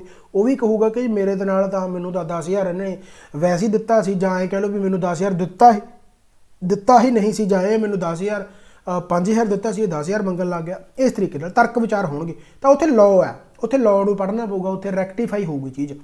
ਬਟ ਡਿਸਟਰੀਬਿਊਟਿਵ ਜਸਟਿਸ ਦੇ ਵਿੱਚ ਜਿਹੜੀ ਸਰਕਾਰ ਆ ਉਹ ਲੋਕਾਂ ਨੂੰ ਡਿਸਟਰੀਬਿਊਟ ਕਰਕੇ ਦੇ ਰਹੀ ਹੈ ਕਿ ਤੁਹਾਡੇ ਨਾਲ caste, colour, race, religion, sex ਤੇ ਜਸਟਿਸ ਅਸੀਂ ਦੇਵਾਂਗੇ, ਤੁਹਾਡੇ ਨਾਲ ਕੋਈ ਵੀ ਧੱਕਾ ਨਹੀਂ ਕਰੂਗਾ। ਜਾਂ ਇਕੋਨੋਮਿਕ ਜਸਟਿਸ ਆ ਕਿ ਇਹ ਨਹੀਂ ਹੈਗਾ ਕਿ ਪੈਸੇ ਵਾਲੇ ਨੂੰ ਜ਼ਿਆਦਾ ਤਾਕਤ ਆ, ਪੈਸੇ ਵਾਲੇ ਕੋਲ ਜ਼ਿਆਦਾ ਓਪਰਚੁਨਿਟੀ ਹੈ ਤੇ ਜਿਹੜੇ ਕੋਲ ਪੈਸੇ ਹੈ ਨਹੀਂ ਉਹਦੇ ਕੋਲ ਘੱਟ ਓਪਰਚੁਨਿਟੀ ਹੈ। ਤਾਂ ਇੱਥੇ ਜਸਟਿਸ ਸਰਕਾਰ ਸਭ ਨੂੰ ਇਕੁਅਲੀ ਡਿਸਟਰੀਬਿਊਟ ਕਰ ਰਹੀ ਹੈ। ਇਸੇ ਕਰਕੇ ਆਪਾਂ ਜਸਟਿਸ ਜਿਹੜਾ ਹੈਗਾ ਪ੍ਰੈਂਬਲ ਦੇ ਵਿੱਚ ਕਿਹੜਾ ਹੈਗਾ ਉਹ ਡਿਸਟਰੀਬਿਊਟਿਵ ਜਸਟਿਸ ਹੈ। ਇਹ ਵੀ ਪੁੱਛਿਆ ਜਾ ਸਕਦਾ ਵੀ ਪ੍ਰੈਂਬਲ ਆ ਜਿਹੜਾ ਉਹ ਕਿਹੜਾ ਜਸਟਿਸ ਨੂੰ ਦਰਸਾਉਂਦਾਗਾ, ਡਿਸਟਰੀਬਿਊਟਿਵ ਜਸਟਿਸ ਨੂੰ ਦਰਸਾਉਂਦਾ, ਨਾ ਕਿ ਰੈਕਟੀਫਾਈ ਜਸਟਿਸ ਨੂੰ। Rectify justice is the part of law, ਉਹ ਲਾਅ ਦਾ ਪਾਰਟ ਹੈ। ਓਕੇ ਹੋ ਗਿਆ ਨਿਆਂ। ਇਸ ਤੋਂ ਬਾਅਦ ਆ ਗਿਆ ਤੁਹਾਡਾ ਹੁਣ ਪੋਲੀਟੀਕਲ ਜਸਟਿਸ। ਤਿੰਨ ਤਰ੍ਹਾਂ ਦੇ ਜਸਟਿਸ ਹੈ, ਯਾਦ ਰੱਖਣਾ, ਸੋਸ਼ਲ, ਇਕੋਨੋਮਿਕ ਤੇ ਪੋਲੀਟੀਕਲ।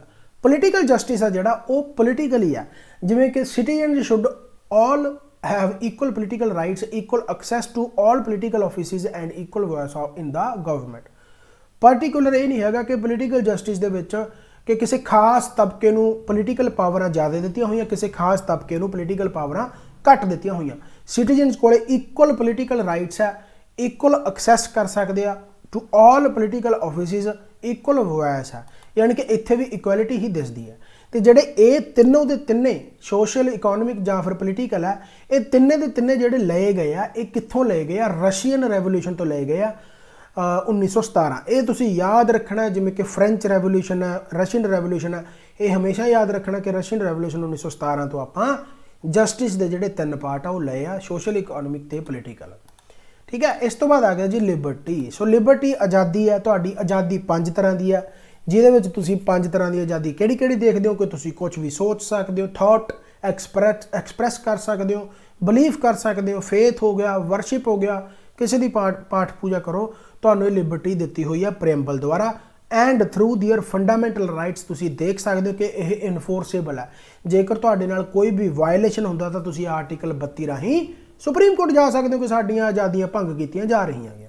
ਨੋਟ ਕਰ ਲਓ ਕਿ ਜਿਹੜੀ ਇਹ ਲਿਬਰਟੀ ਹੈ, ਲਿਬਰਟੀ, ਇਕੁਐਲਿਟੀ ਜਾਂ ਫਿਰ ਫਰੇਟਰਨਿਟੀ, ਜਸਟਿਸ ਇੱਥੋਂ ਅੱਡ ਕਰ ਦਿਓ। ਜਸਟਿਸ ਆਪਾਂ ਰਸ਼ੀਅਨ ਰੈਵੋਲੂਸ਼ਨ ਤੋਂ ਲਿਆ ਗਾ, ਤੇ ਜਿਹੜੀ ਇਕੁਐਲਿਟੀ ਹੋਗੀ ਤੁਹਾਡੀ, ਲਿਬਰਟੀ ਹੋਗੀ, ਆਜ਼ਾਦੀ ਹੋਗੀ ਜਾਂ ਫਰੇਟਰਨਿਟੀ ਹੋਗੀ, ਇਹ ਤੁਹਾਡੀ ਫ੍ਰੈਂਚ ਰੈਵੋਲੂਸ਼ਨ ਤੋਂ ਲਿਆ ਗਿਆ। ਵੈਸੇ ਵੀ ਤੁਸੀਂ ਸੀਕੁਐਂਸ ਵਾਈਜ਼ ਯਾਦ ਰੱਖ ਲਓ, ਜਿਹੜੀ ਸਭ ਤੋਂ ਉੱਤੇ ਆਉਂਦੀ ਆ ਜਸਟਿਸ ਉਹ ਆਪਾਂ ਰਸ਼ੀਅਨ ਰੈਵੋਲੂਸ਼ਨ ਤੋਂ ਲਿਆ ਗਿਆ। ਉਸ ਤੋਂ ਬਾਅਦ ਲਿਬਰਟੀ, ਇਕੁਐਲਿਟੀ, ਫਰੇਟਰਨਿਟੀ ਇਹ ਆਪਾਂ ਫ੍ਰੈਂਚ ਰੈਵੋਲੂਸ਼ਨ ਤੋਂ ਲਿਆ ਗਿਆ 1799 ਤੋਂ 1799 ਦੇ ਵਿੱਚ ਜਿਹੜੀ ਹੋਈ ਆ ਫ੍ਰੈਂਚ ਰੈਵੋਲੂਸ਼ਨ। ਯਾਦ ਰੱਖਣਾ ਹੈ ਹਮੇਸ਼ਾ, ਬਹੁਤ ਇੰਪੋਰਟੈਂਟ ਹੈ। ਇਸ ਤਰ੍ਹਾਂ ਆ ਗਿਆ ਇਕੁਐਲਿਟੀ, ਜਿਹਨੂੰ ਆਪਾਂ ਬਰਾਬਰਤਾ ਕਹਿ ਦਿੰਦੇ ਹਾਂ। ਇਕੁਐਲਿਟੀ ਦਾ ਮਤਲਬ ਕੀ ਆ? Means the absence of special privileges.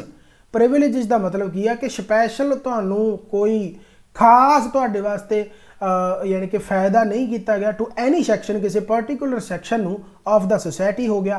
And the provision of adequate opportunities for all individuals without any discrimination. हुण इक्वैलिटी ते जस्टिस दे विच थोड़ा जिहा फर्क समझ लो कि जस्टिस दे विच तुहानूं जस्टिस मिल रहा जेकर तुहाडे नाल कोई भी वायलेशन हुंदा। इक्वैलिटी दे विच सरकार तुहानूं कहंदी कि तुहानूं सारिआं नूं इक्वल रखिया जाऊगा, किसी नूं भी कोई खास प्रिविलेज नहीं दिता गया। राइट, स्पैशल प्रिविलेज किसी खास सैक्शन में नहीं है। जेकर कोई डिप्रैसड क्लास भी होंदे तो उन्होंने रिजर्वेशन दे के उन्होंने इक्वल करने की कोशिश की गई है। ये आप फंडामेंटल राइट दे विच पढ़ांगे भी। सो किसी भी खास सोसाइटी क्लास नूं ये अपॉर्चुनिटी जिहड़ी सरकार नहीं दिंदी। Provision of adequate opportunity for सारे all individuals without any discrimination, कोई भी डिस्क्रिमिनेशन नहीं हैगा। ते प्रीएम्बल आ जिहड़ा सिक्योर करदा ऑल सिटीजन नूं 3 तरह की इक्वैलिटी। ये तुसीं याद रखना गा, सिविक, पोलीटिकल ते इकोनॉमिक। सिविक तुहाडीआं पोस्टां सिविल दे विच, ठीक है। पोलीटिकल तो तुहानूं पता लग ही गया, इकोनॉमिक भी तुहानूं पता ही है जिहड़ा आपां जस्टिस दे विच पढ़ के आए हां। बस याद रखना कि जस्टिस दे विच भी आपां सोशल, इकोनॉमिक ते पोलीटिकल पढ़दे हां। इहदे विच तुहाडा सिविक, पोलीटिकल ते इकोनॉमिक आ गया। इक्वैलिटी 3 तरह की है ते जस्टिस भी 3 तरह का तुसीं याद रखना है। फ्रेटरनिटी तुहाडा भाईचारा आ गया। ये सारे आप फ्रेंच रेवोल्यूशन तो लिए ये याद रखना, जिहड़ा 1799 तो 99 है। सिर्फ जस्टिस है जिहड़ा रशियन रेवोल्यूशन तो लिया। फ्रेटरनिटी यानी कि ब्रदरहुड, तुहाडा भाईचारक सांझ। द कॉन्स्टिट्यूशन प्रमोट करदा गा फीलिंग ऑफ फ्रेटरनिटी कि तुसीं भाईचारा रखो। सिटीजनशिप, सिंगल सिटीजनशिप इसे करके आ ਜਿਵੇਂ ਕਿ USA ਦੇ ਵਿੱਚ ਤੁਸੀਂ ਡਬਲ ਸਿਟੀਜ਼ਨਸ਼ਿਪ ਦੇਖ ਸਕਦੇ ਹੋ। ਇੰਡੀਆ ਦੇ ਵਿੱਚ ਸਿੰਗਲ ਸਿਟੀਜ਼ਨਸ਼ਿਪ ਹੈ, ਤੁਸੀਂ ਇੰਡੀਆ ਦੇ ਕਿਸੇ ਵੀ ਕੋਨੇ ਤੇ ਚਲੇ ਜਾਓ ਤੁਹਾਨੂੰ ਵੀਜ਼ਾ ਲੈਣ ਦੀ ਲੋੜ ਨਹੀਂ, ਪਰ USA ਦੇ ਵਿੱਚ ਐਵੇਂ ਨਹੀਂ ਹੈਗਾ। ਉੱਥੇ ਇੱਕ ਸਟੇਟ ਤੋਂ ਦੂਸਰੀ ਸਟੇਟ ਜਾਣਾ ਹੋਵੇ ਤਾਂ ਵੀਜ਼ਾ ਲੈਣਾ ਪਊਗਾ। ਇੱਥੇ ਸਿੰਗਲ ਸਿਟੀਜ਼ਨਸ਼ਿਪ ਆ, ਤੁਸੀਂ ਭਾਵੇਂ ਤਾਮਿਲਨਾਡੂ ਚਲੇ ਜਾਓ, ਭਾਵੇਂ ਤੁਸੀਂ ਜੰਮੂ ਚਲੇ ਜਾਓ। ਰਾਈਟ ਹੋ ਗਿਆ। ਆਲਸੋ ਦਾ ਫੰਡਾਮੈਂਟਲ ਡਿਊਟੀਜ਼ 51A ਦੇ ਵਿੱਚ ਫੰਡਾਮੈਂਟਲ ਡਿਊਟੀਜ਼ ਦੇ ਵਿੱਚ ਵੀ ਆਪਣੀ ਡਿਊਟੀ ਬਣਦੀ ਹੈ ਕਿ ਹਰੇਕ ਸਿਟੀਜ਼ਨ ਆ ਜਿਹੜਾ ਉਹ ਪ੍ਰਮੋਟ ਕਰੇ harmony and the spirit of common brotherhood. ਇਸ ਨੂੰ ਪ੍ਰਮੋਟ ਕਰੇ ਕਿ ਤੁਸੀਂ ਭਾਈ ਰਲ ਮਿਲ ਕੇ ਰਹਿਣਾਗਾ, ਚਾਹੇ ਤੁਸੀਂ ਕਿਸੇ ਵੀ ਸਟੇਟ ਦੇ ਵਿੱਚ ਚਲੇ ਜਾਓ। ਅਮੰਗੈਸਟ ਆਲ ਦਾ ਪੀਪਲ ਆਫ ਇੰਡੀਆ, ਯਾਨੀ ਕਿ ਰਿਲੀਜੀਅਸ, ਲਿੰਗੁਇਸਟਿਕ ਜਾਂ ਰਿਲੀਜਨਲ ਔਰ ਸੈਕਸ਼ਨਲ ਡਾਇਵਰਸਿਟੀ ਦੇ ਹੁੰਦੇ ਹੋਏ ਵੀ ਤੁਸੀਂ ਰਲ ਮਿਲ ਕੇ ਰਹਿਣਾਗਾ। ਹੁਣ ਫਰੈਟਰਨਿਟੀ ਦੇ ਵਿੱਚ ਆਪਾਂ ਇੰਟੀਗ੍ਰਿਟੀ ਦੀ ਗੱਲ ਕਰਦੇ ਹਾਂ ਕਿ ਇੰਟੀਗ੍ਰਿਟੀ ਨੂੰ ਐਡ ਕਿਉਂ ਕੀਤਾ ਗਿਆ। ਹਾਲਾਂਕਿ ਇਹਦੇ ਵਿੱਚ ਯੂਨਿਟੀ ਪਹਿਲਾਂ ਹੀ ਵਰਡ ਸੀਗਾ, ਜਿਵੇਂ ਕਿ ਪ੍ਰੀਐਮਬਲ ਆ ਜਿਹੜਾ ਡਿਕਲੇਅਰ ਕਰਦਾ ਫਰੈਟਰਨਿਟੀ ਹੈਜ਼ ਅਸ਼ੋਰ ਟੂ ਥਿੰਗਸ ਕਿ ਡਿਗਨਿਟੀ ਆਫ ਦ ਇੰਡੀਵਿਜੂਅਲ, ਹਰ ਇੱਕ ਦੀ ਡਿਗਨਿਟੀ ਰਿਸਪੈਕਟ ਕਰਨੀ individual the, and unity and integrity. ਪਹਿਲਾਂ ਕੀ ਸੀ? ਪਹਿਲਾਂ ਸਿਰਫ ਯੂਨਿਟੀ ਆਫ ਦਾ ਨੇਸ਼ਨ ਸੀ ਕਿ ਨੇਸ਼ਨ ਹੈ ਜਿਹੜੀ ਯੂਨਿਟੀ ਦੇ ਨਾਲ ਰਹੇ, ਪਰ ਯੂਨਿਟੀ ਦੇ ਨਾਲ ਇੰਟੀਗ੍ਰਿਟੀ ਕਿਉਂ ਐਡ ਕੀਤਾ ਗਿਆ ਥੋੜਾ ਜਿਹਾ ਸਮਝ ਲਓ। ਯੂਨਿਟੀ ਦੇ ਵਿੱਚ ਕਿਸੇ ਯਾਨੀ ਕਿ ਨਾ ਇਹਨੂੰ ਹੋਰ ਵਧੀਆ ਤਰੀਕੇ ਨਾਲ ਦਰਸਾਉਣ ਵਾਸਤੇ ਇੰਟੀਗ੍ਰਿਟੀ ਐਡ ਕੀਤੀ ਗਈ ਆ। ਯੂਨਿਟੀ ਦੇ ਵਿੱਚ ਤੁਹਾਨੂੰ ਯੂਨਿਟੀ ਤਾਂ ਦਿਖ ਰਹੀ ਹੈ, ਏਕਤਾ ਤਾਂ ਦਿਖ ਰਹੀ ਹੈ, ਪਰ ਅਖੰਡਤਾ ਨਹੀਂ ਦਿਖ ਰਹੀ। ਅਖੰਡਤਾ ਦਾ ਮਤਲਬ ਉਹਦੇ ਵਿੱਚ ਕੀ ਆ ਜਾਂਦਾ, ਚਾਹੇ ਕਿਸੇ ਵੀ ਕਾਸਟ ਦਾ, ਚਾਹੇ ਕਿਸੇ ਵੀ ਕਲਾਸ ਦਾ, ਕਿਸੇ ਵੀ ਸੈਕਸ਼ਨ ਦਾ, ਕਿਸੇ ਵੀ ਰਿਲੀਜਨ ਦਾ, ਤਾਂ ਉਹ ਯੂਨਿਟੀ ਦੇ ਵਿੱਚ ਦਰਸਾ ਨਹੀਂ ਰਿਹਾ। ਯੂਨਿਟੀ ਤਾਂ ਤੁਸੀਂ ਇਹ ਮੰਨ ਸਕਦੇ ਹੋ ਕਿ ਮੰਨ ਲਓ ਸੁਸਾਇਟੀ ਆ ਕੋਈ, ਉਹਨਾਂ ਸੁਸਾਇਟੀ ਦੀ ਯੂਨਿਟੀ ਹੋ ਸਕਦੀ ਹੈ, ਆਪਣਾ ਪਰਿਵਾਰ ਆਪਣੇ ਪਰਿਵਾਰ ਦੀ ਯੂਨਿਟੀ ਹੋ ਸਕਦੀ ਹੈ, ਯਾਨੀ ਕਿ ਖਾਸ ਤਬਕਾ ਹੋ ਗਿਆ, ਹੋ ਸਕਦਾ ਆਪਣੇ ਖਾਸ ਤਬਕੇ ਦੀ ਯੂਨਿਟੀ ਹੈ। ਮੰਨ ਲਓ ਸਿੱਖ ਭਾਈਚਾਰਾ, ਹੁਣ ਸਿੱਖ ਯੂਨਿਟੀ ਹੋ ਸਕਦੀ ਹੈ, ਸਿੱਖ ਇੰਟੀਗ੍ਰਿਟੀ ਨਹੀਂ ਹੋ ਸਕਦੀ। ਜਦੋਂ ਸਿੱਖ ਦੇ ਨਾਲ ਲਾਓਗੇ ਤਾਂ ਸਿੱਖ ਯੂਨਿਟੀ ਕਹੋਗੇ, ਬਟ ਜੇਕਰ ਤੁਸੀਂ ਇੰਟੀਗ੍ਰਿਟੀ ਕਹੋਗੇ ਤਾਂ ਫਿਰ ਉੱਥੇ ਕਾਸਟ ਨਹੀਂ ਆਊਗੀ, ਉੱਥੇ ਇੰਟੀਗ੍ਰਿਟੀ ਆਊਗੀ, ਉੱਥੇ ਕਲਾਸ ਨਹੀਂ ਆਊਗੀ, ਉੱਥੇ ਇੰਟੀਗ੍ਰਿਟੀ ਆਊਗੀ। ਉੱਥੇ ਤੁਸੀਂ ਸਿੱਖ ਇੰਟੀਗ੍ਰਿਟੀ ਨਹੀਂ ਕਹੋਗੇ, ਉੱਥੇ ਤੁਸੀਂ ਪੀਪਲ ਇੰਟੀਗ੍ਰਿਟੀ ਕਹੋਗੇ।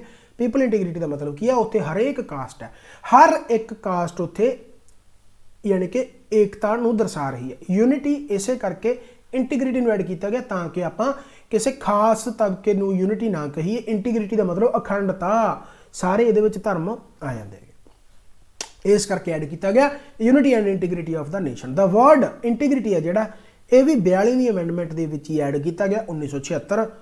ਹੁਣ ਤੱਕ ਤੁਹਾਨੂੰ ਮੈਂ ਸਾਰੀਆਂ ਚੀਜ਼ਾਂ ਪਹਿਲਾਂ ਵੀ ਦੱਸੀਆਂ ਹੋਈਆਂ ਨੇ। ਇੰਟੀਗ੍ਰਿਟੀ ਜਾਂ ਸੌਰੀ ਫਰੈਟਰਨਿਟੀ, ਇਹਨੂੰ ਭਰਾਤਰੀ ਵੀ ਕਹਿ ਲਓ, ਜਾਂ ਫਿਰ ਜਿਹੜਾ ਭਾਈਵਾਦ ਕੀ ਕਹਿੰਦੇ ਹੁੰਦੇ ਉਹਨੂੰ, ਭਾਈਚਾਰਾ, ਬ੍ਰਦਰਹੁੱਡ। ਰਾਈਟ, ਸੋ ਇਹ ਤੁਸੀਂ ਪੜ੍ਹ ਸਕਦੇ ਹੋ ਪੰਜਾਬੀ ਦੇ ਵਿੱਚ ਵੀ ਜੇਕਰ ਪੜ੍ਹਨਾ ਗਾ। ਮੇਰੇ ਹਿਸਾਬ ਨਾਲ ਇੰਨਾ ਕੁ ਵਧੀਆ ਕਲੀਅਰ ਕੱਟ ਤੁਹਾਨੂੰ ਸਮਝ ਲੱਗ ਗਿਆ ਹੋਊਗਾ, ਕਿਉਂਕਿ ਬਹੁਤ ਸਕੂਨ ਦੇ ਨਾਲ ਇਹ ਚੀਜ਼ਾਂ ਪੜ੍ਹੀਆਂ ਜਾਂਦੀਆਂ ਹੁੰਦੀਆਂ। ਕੱਲਾ ਕੱਲਾ ਵਰਡ ਤੁਹਾਡੇ ਇੰਨਾ ਕੁ ਵਧੀਆ ਢੰਗ ਦੇ ਨਾਲ ਦਿਮਾਗ ਦੇ ਵਿੱਚ ਵੜ ਜਾਣਾ ਚਾਹੀਦਾ ਤਾਂ ਕਿ ਜਦੋਂ ਵੀ ਤੁਹਾਡੇ ਸਾਹਮਣੇ ਕੁਐਸਚਨ ਆਵੇ ਪ੍ਰੀਐਮਬਲ ਤੋਂ, ਜਿਹੜਾ ਕਿ ਆਪਾਂ ਕਰਾਂਗੇ, ਗਲਤ ਨਹੀਂ ਹੋਣਾ ਚਾਹੀਦਾ ਬਸ। ਰਾਈਟ, ਸਮਝ ਲੱਗ ਗਈ? So thank you very much. ਬਾਬਾ ਮਿਹਰ ਕਰੇ, ਚੜ੍ਹਦੀ ਕਲਾ 'ਚ ਰਹੋ, ਇਸੇ ਤਰੀਕੇ ਨਾਲ ਪੜ੍ਹਦੇ ਰਹੋ। ਕੱਲੇ ਕੱਲੇ ਵਰਡ ਨੂੰ ਆਪ ਵੀ ਰਿਪੀਟ ਕਰਨਾ ਤੇ ਕੋਸ਼ਿਸ਼ ਕਰਨੀ ਹੈ ਕਿ ਇਹਨਾਂ ਨੂੰ ਲੌਂਗ ਟਰਮ ਤੱਕ ਯਾਦ ਰੱਖਿਆ ਜਾਵੇ, ਕਿਉਂਕਿ ਰੱਟਾ ਲਾਉਂਗੇ ਫਿਰ ਲੌਂਗ ਟਰਮ ਤੱਕ ਯਾਦ ਨਹੀਂ ਰਹਿਣਾ। ਚਲੋ ਆਪਾਂ ਨਵੇਂ ਵੀਡੀਓ ਨਾਲ ਮਿਲਦੇ ਰਹਾਂਗੇ। ਇਸ ਤੋਂ ਬਾਅਦ ਆਪਾਂ ਪ੍ਰੀਐਮਬਲ ਤੇ ਕੁਐਸਚਨ ਵੀ ਕਰਾਂਗੇ, ਫਿਰ ਆਪਾਂ ਆਰਟੀਕਲ ਤੇ ਆਵਾਂਗੇ। Thank you very much.